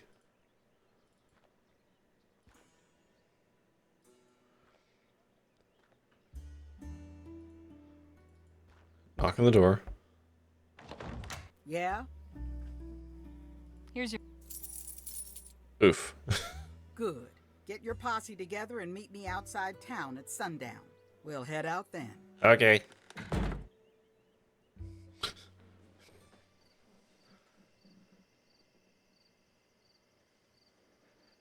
That's a fancy fucking wagon.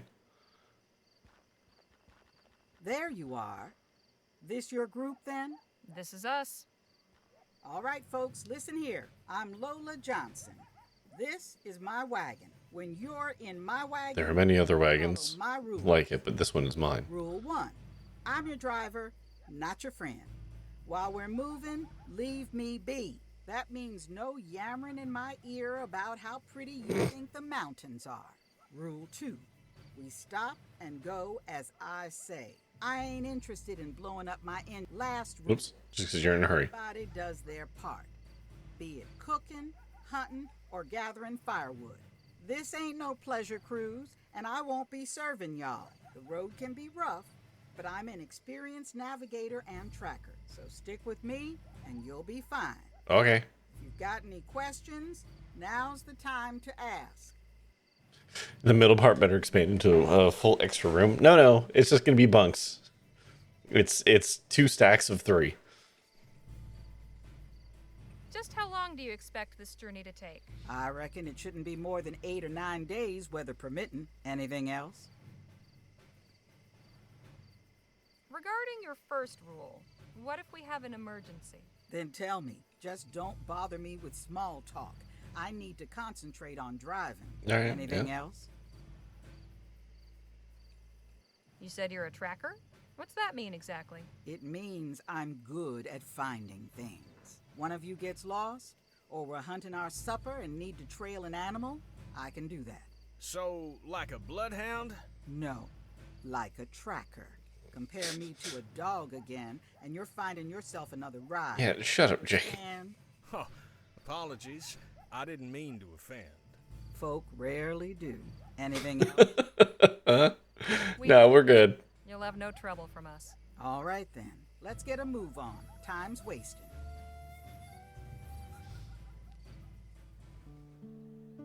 We are off, with the first faint tendrils of dawn at our backs. We head west for El Presidio on the trail of the elusive Dr. Clark. I feel like that's the end of Act 1. Journey begins. We have but a few days' travel before us, through the desert and mountains to reach the coast. I am rather looking forward to getting a better view. So, I think as I understand it, this part of the game is semi-randomized, if this is what I'm thinking of. For diversion, I suppose I'll have recourse in the fellowship of my new traveling companions. Now that we've assembled in this unlikely venture, perhaps it's time we got to better know one another. Okay, I'm going to hit escape. Ah, feels good to be underway at last. Yes, though I must admit I tend to become restless on long trips. I need people to stop talking so that I can hit escape. Books and conversation, plenty of ways to pass the time. There we go. There we go. All right. Ads are about to start. Ah! We're back. Also, hi, Gord. They gonna bang? Which ones? The driver and Gentleman Jake? You think? Lola must be a reader. Always nice to have some books around. In case we need to dig ourselves out of trouble. We're set for fuel for a good while. That's what keeps this heap going. Makes it pretty hot in here, too. None are in the red. All of them. They want to get to know each other on the rest of those trips. None are in the red, so I guess that's good. They're just going to run train on each other because there's nothing better to do. So I guess that's good.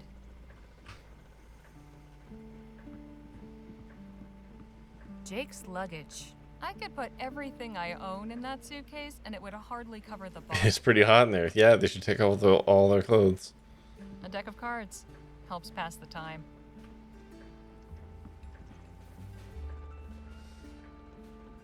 Purgatory Gulch, Drywood, Quick Point, Shivering Pines, Hellfire Pass.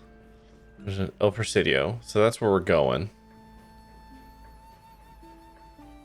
No, that's not where we're going, is it? Yes, no, that is where we're going. Devil's Hollow. That's Rotterdam. Owl Ridge, Serpent's Roost, Silent Ford, Gold River, Burbank, Wraith Valley, Rosewater. So we're gonna have to go. Jesus. That's quite a distance. The Gulf of New Spain.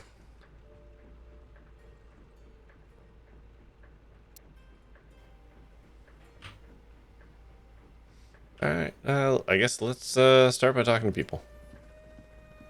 Hey, Danny, let's talk. Sure. Actually, I'm gonna say hi. I need to head to bed. Miss that surgery in the morning. Oh, I hope it's like nothing spooky. A rudimentary, run-of-the-mill, easy surgery with 0 complications. That's what I hope it is. It's routine. Well, okay, that's good. Either way, best of luck. You know, hopefully it all goes to plan. But yeah, get yourself to sleep. Gord, thank you for stopping in. Oh, Admiral, your dad's having surgery tomorrow too. I hope his is also routine and low risk and has 0 complications. Growing up where I did, you had to fight to survive. Where was that? New Britannia. The Chum. Oh, you lived in the Chum. Lamplight City, huh? I've heard it can get wild. Getting dialysis stuff implanted. Right. Is that why you came west? Yeah. I realized my life wasn't going to amount to much if I stayed. Oh, yeah. I get that. So have you been to El Presidio before? Yeah, I was born there. No kidding. Didn't you say your family lived near El Presidio? In the area, yeah. Better than the alternative. That's true. A few years back. I left when I was 16. Haven't been back in ages. When the Otham had us locked up, you said something about having been in a similar predicament. Have to say, I've been curious. Oh, right. Well, it's not that exciting.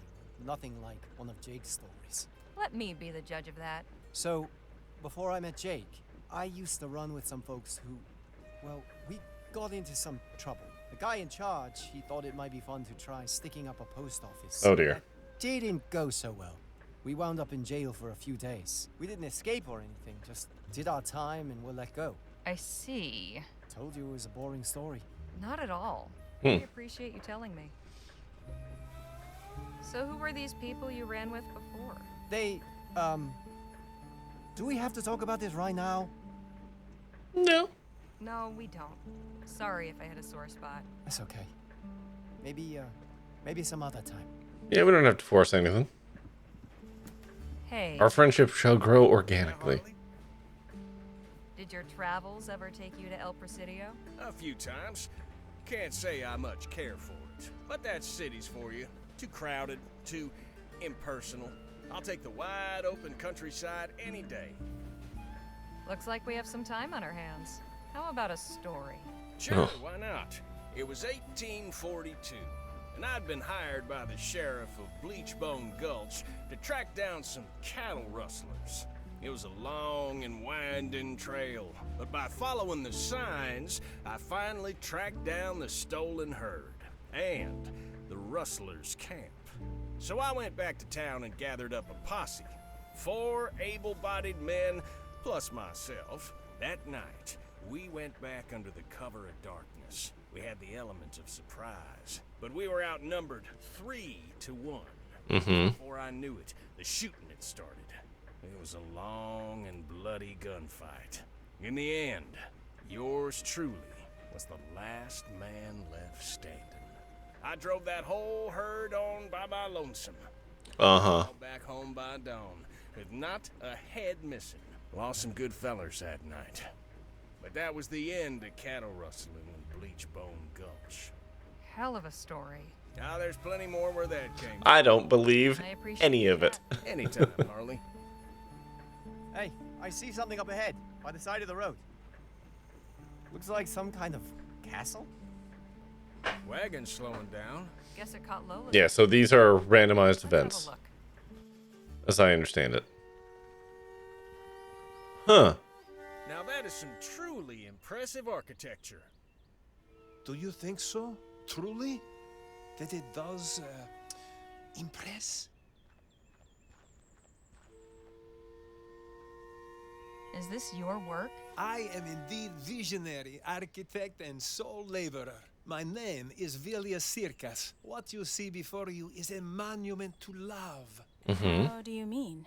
This is my marriage proposal to my darling Marta. Every stone you see has been placed by my hand with utmost care. Soon it shall be completed, and my castle... I think this is the Freddy Farkas guy again. Damn, feller. You're making the rest of us menfolk look bad.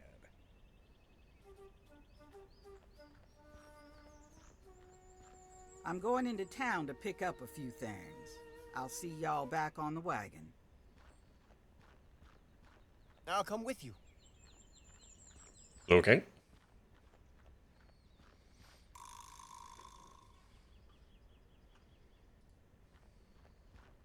This fellow's been busy. No doubt about that.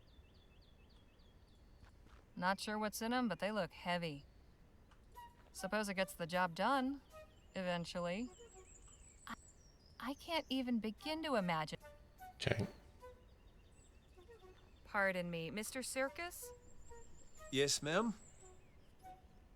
There's plenty of ways to profess your love. Why a castle? I am architect and engineer by trade. Building things is what I know. And my beloved Marta... 100% it's the Freddy Farkas guy. I thought this will be fitting. She will be so surprised when she sees it. I cannot wait to see her face. I want to hear more about this Martha. How did you meet her? Her father was chairman of rail company where I worked in Brampton.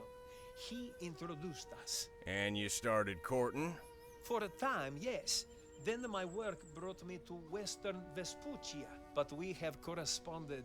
I send letter every month. Hang on. When was the last time you saw Martha? Just before I came here. 7 years. That's so many years! Oh no! You're telling me you haven't seen Martha in 7 years, and you've built her this castle hoping she'll marry you? What if she says no? She will not refuse me. Not when she sees what I can give her. But perhaps you will see for yourself. I sent her telegram to invite her here, and she sent a response. Today she will be here. Oh, how fortuitous. Is it your intention to actually live in this place? Of course. Hi, Ripper. Women like building. She'd be a fool to say no. I'm just saying 7 years is a long time, man. Constitution. Desert heat will be good for her health. Does she have problems with her breathing? Yes, I believe so. Often when I would visit, her housemaid would say she was too ill to see anyone. Now, I've heard that one before. Oh my god.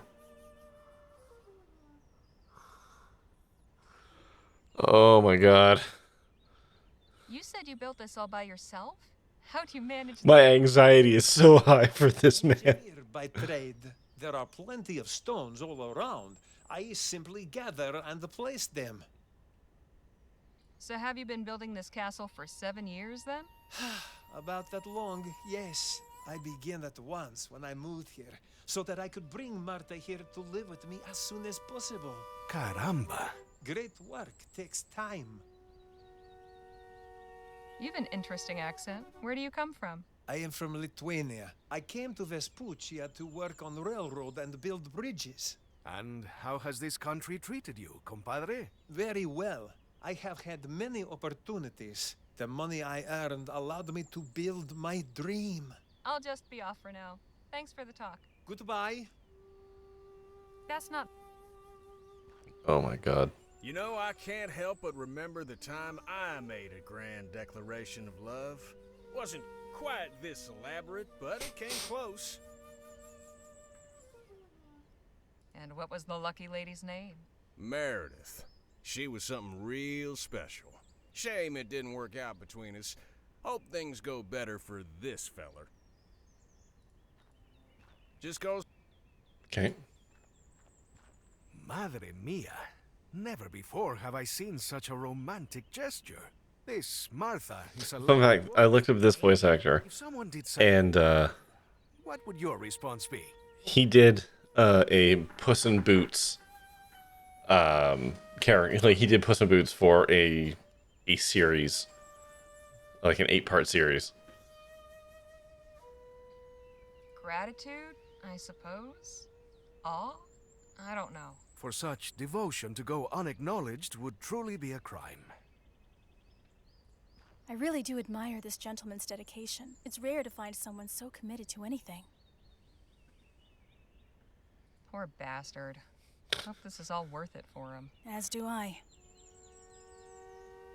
That's not Bob. So we did all the things.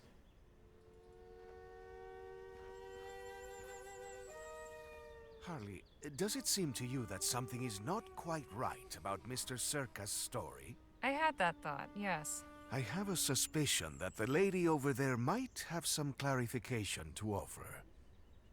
Oh, that lady specifically? Guess nobody wrote in today. Last point in. Doesn't inspire much confidence, does it? Too bad we haven't got more time to spare. I could use a wash. Ma'am? Yes? It's her green dress. It wouldn't happen to be Martha, would it? Why, yes it is. Martha Ward. Do I know you? No, but I've heard lots about you. Mr. Villia Circus told me all about you. I believe you know him? Only too well, I'm afraid. I just want this unfortunate business concluded so I can go home to my husband. Wait, you're married? Quite happily, 6 years last June. Santa Maria. Does Mr. Circus know that? No. That's why I'm here.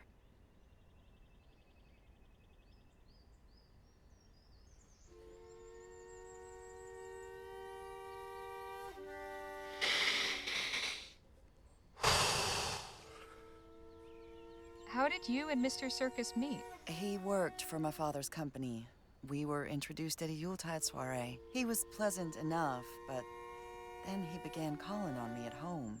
I didn't wish to encourage him, but he kept pursuing me anyway.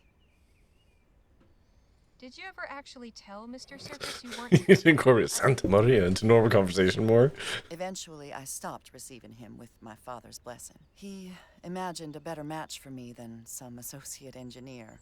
Thankfully, Mr. Circus was reassigned to Western Vespuccia after a few months. Is your husband aware that you've come here? Oh, heavens, no. He'd be furious. I left him a note saying I was going to visit my sister. Naturally, he has no idea Circus even exists. But he's very protective. Feels like you've exchanged one overbearing man for another. Mr. Circus told me you've been corresponding all this time. Is that what he said? He claims to have sent you a letter every month. And they've each gone straight into the fire. I would have thought he'd get the message after years with no reply. But he's left me no choice except to come here and spell it out for him. Is the desert heat making you feel better? I beg your pardon?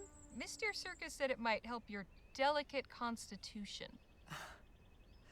Yes, I suppose he would think that. You see, when I didn't wish to receive him, I would instruct my staff to make excuses. Say I wasn't feeling well, or away taking the waters somewhere. It wasn't entirely forthright of me, I admit, but Circus was vexatiously persistent.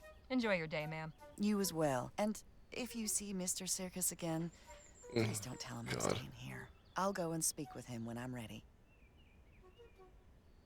Nice day. Quiet. I cannot believe that fool spent all his time chasing a married woman. Has he no shame? He doesn't know. He didn't know. Oh, man. Pardon me, Mr. Circus? Yes, ma'am?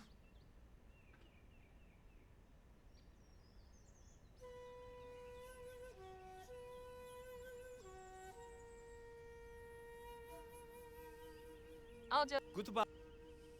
Just goes to I have a nagging feeling that things will... Pardon. Yes, ma'am. I don't... Oh, man. I don't have any other option. I have to. Because What's-Her-Face hasn't come back from town.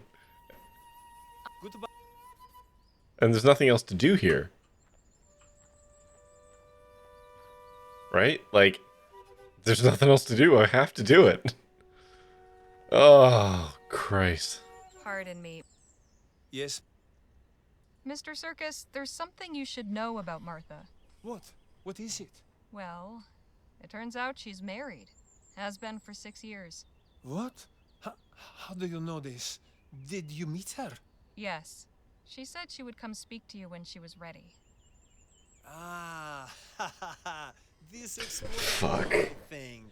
When I did not hear from her, I blamed this country's ineffectual postal service. But clearly this brute has kept her from writing. Or even hidden my letters from her.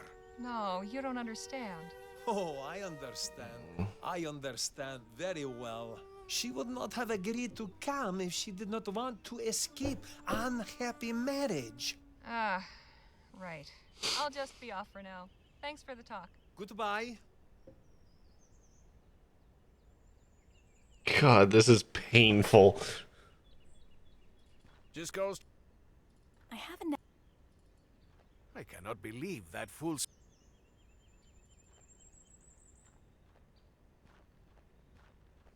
Ma'am? Yeah. Mr. Circus seems convinced you're going to leave your husband for him. And I'm sure Mr. Circus also believes pigs can fly. How will you deal with him? He clearly won't take no for an answer. I'll find a way. I'll just... Martha! Bronson, what are you doing here? I'd ask you the same. Why did you lie to me? Oh, Bronson, I didn't want to, but... Oh my God. choice. Things are just so complicated. What in the ether does that mean? And who are these people?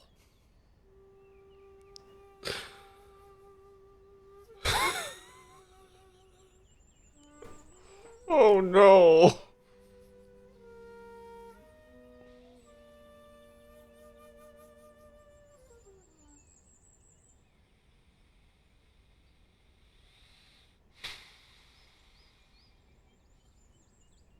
Mr. Ward, I presume? We're just passing through, but we'd like to help your wife. What are you talking about? Please, Bronson, I can explain everything. Damn fine. How can you be this vested? Me what you're... I just feel so bad for everyone involved here. Well, not Bronson. He seems like a dick. But I feel bad for just everyone involved. What personal business could you have?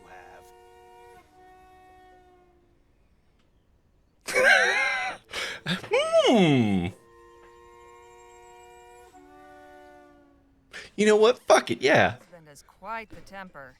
Maybe you should give Mr. Circus another shot after all. He seems downright charming by comparison. Who in God's name is Mr. Circus? Burn it down. An unwanted suitor. I've come here to tell him to leave me alone once and for all. You what? Where is he? I'll kill him.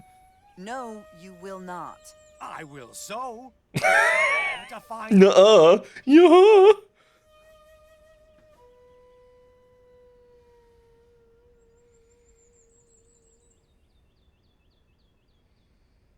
I'm not letting him, I'm not saying it. I'm not selling dude out. Hey now, get that bee out of your bonnet. I've had it up to here with your cheek. I don't need your help. I'll find him myself. Bronson, come back here this instant. I can't believe you. You've no idea what my husband is capable of.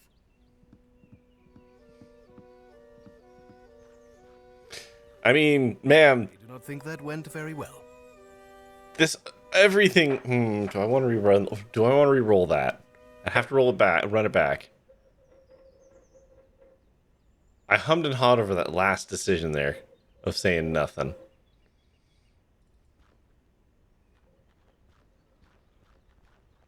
Scoundrel! Ruffian! I'll teach you to lust after another man's wife! Ah, so you are the swine keeping Martha prisoner. Why, you foreign bastard! Whoa, easy, feller. Oh dear. Bronson, have you gone mad? You have until the count of 10 to get out of my sight and out of our lives forever. Otherwise, I'll make sure you won't bother us again. 1. Quit the theatrics, Mr. Ward. Leave that poor fool alone. Shut up! This is my business. Maybe so, but we aren't going to stand here and allow you to put this man's life in danger. Bronson, put that gun away and stop acting like a fool. I'm doing this for you, my sweet. But I asked you not to, Sugar Plum.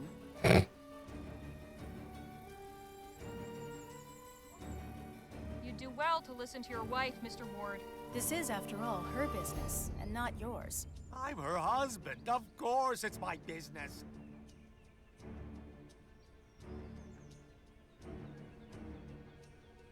Mr. Ward, stay your hand. Don't do something you'll regret. My only regret will be leaving this cat alive. Mr. Circus, I think it's very clear that this isn't going your way. Just let her go. She's not worth your life. Very well. Please, sir, I will not trouble you again. Do I have your word? You will stay away from my wife and disappear from our lives for good? You have my word. Very good. Come, Martha. Let's get out of this cesspit. A moment, please. I will be right behind you. I'm terribly sorry it all had to turn out this way, Vilius. Why did you not tell me you no longer desired my affections? I didn't know how. Martha, I am here now. Tell me what you feel. I feel nothing for you. I never did.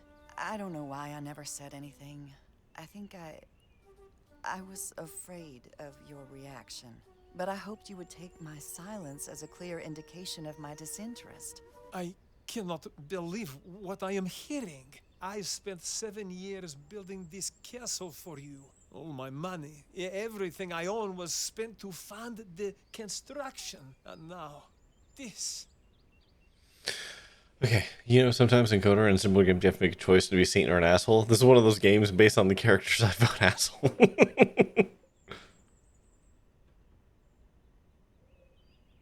You know, the pair of you make me sick. I beg your pardon? This poor dimwit wastes years of his life obsessing Wow. with a woman too. Not the delivery I was expecting. I'd say you deserve each other. And here I thought you were on my side. Harley is right. You each need to face your truths.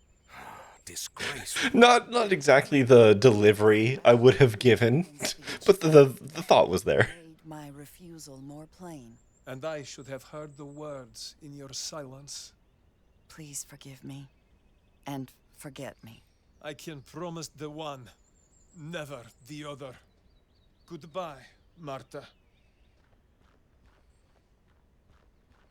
Rough break, fella.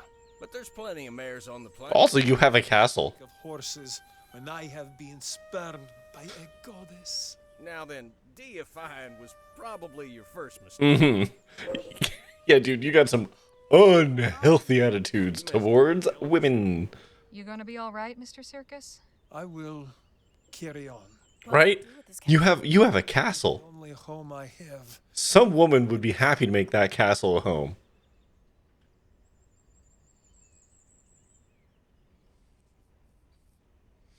Why not take the opportunity to do some good? You could use this place to shelter the needy. Even make it an orphanage. You know, for all the orphans around here. Abandoned and bereft? Why not? It is that already. Women love castles, it's true. I believe so. Good.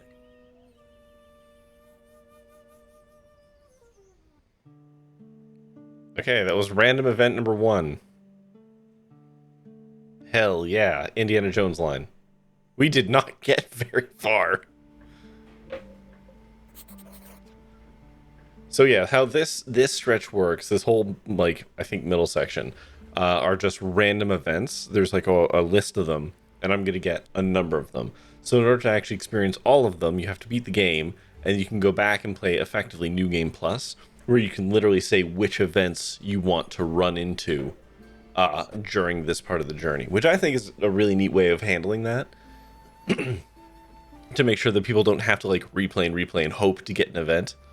So this first time I have no control over. We're just getting what we're getting. But I can replay it at another time, and I can experience all the other events, and I think that's really cool. But it is past midnight, so we're gonna park it here for now.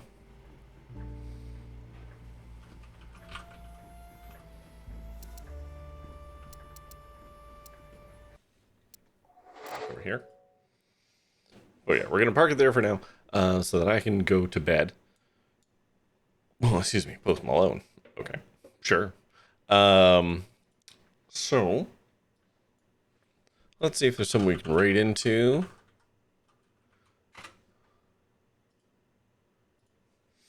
Who's doing what? About doing Gris.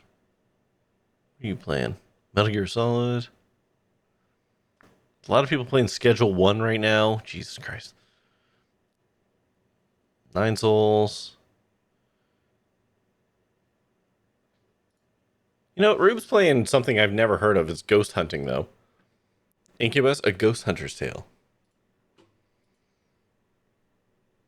There's a lot of post-thing names in your save. Yeah, well, yeah, I'm just like post-event. I don't know. I'm not being very creative with it. But let's go say hi to Rube, who is doing ghost hunting.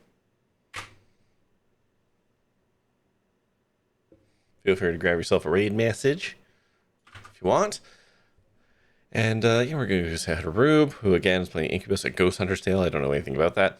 But that's going to do it for me tonight. I'm going to be back on Friday with more Rosewater. And I guess we'll churn through a couple more of the randomized events. But that's going to do it for me tonight. So, as always, thank you, of course, for watching. Until next time, stay safe, have fun, be kind, and try your best out there. Stay fresh, cheesebags. Good night.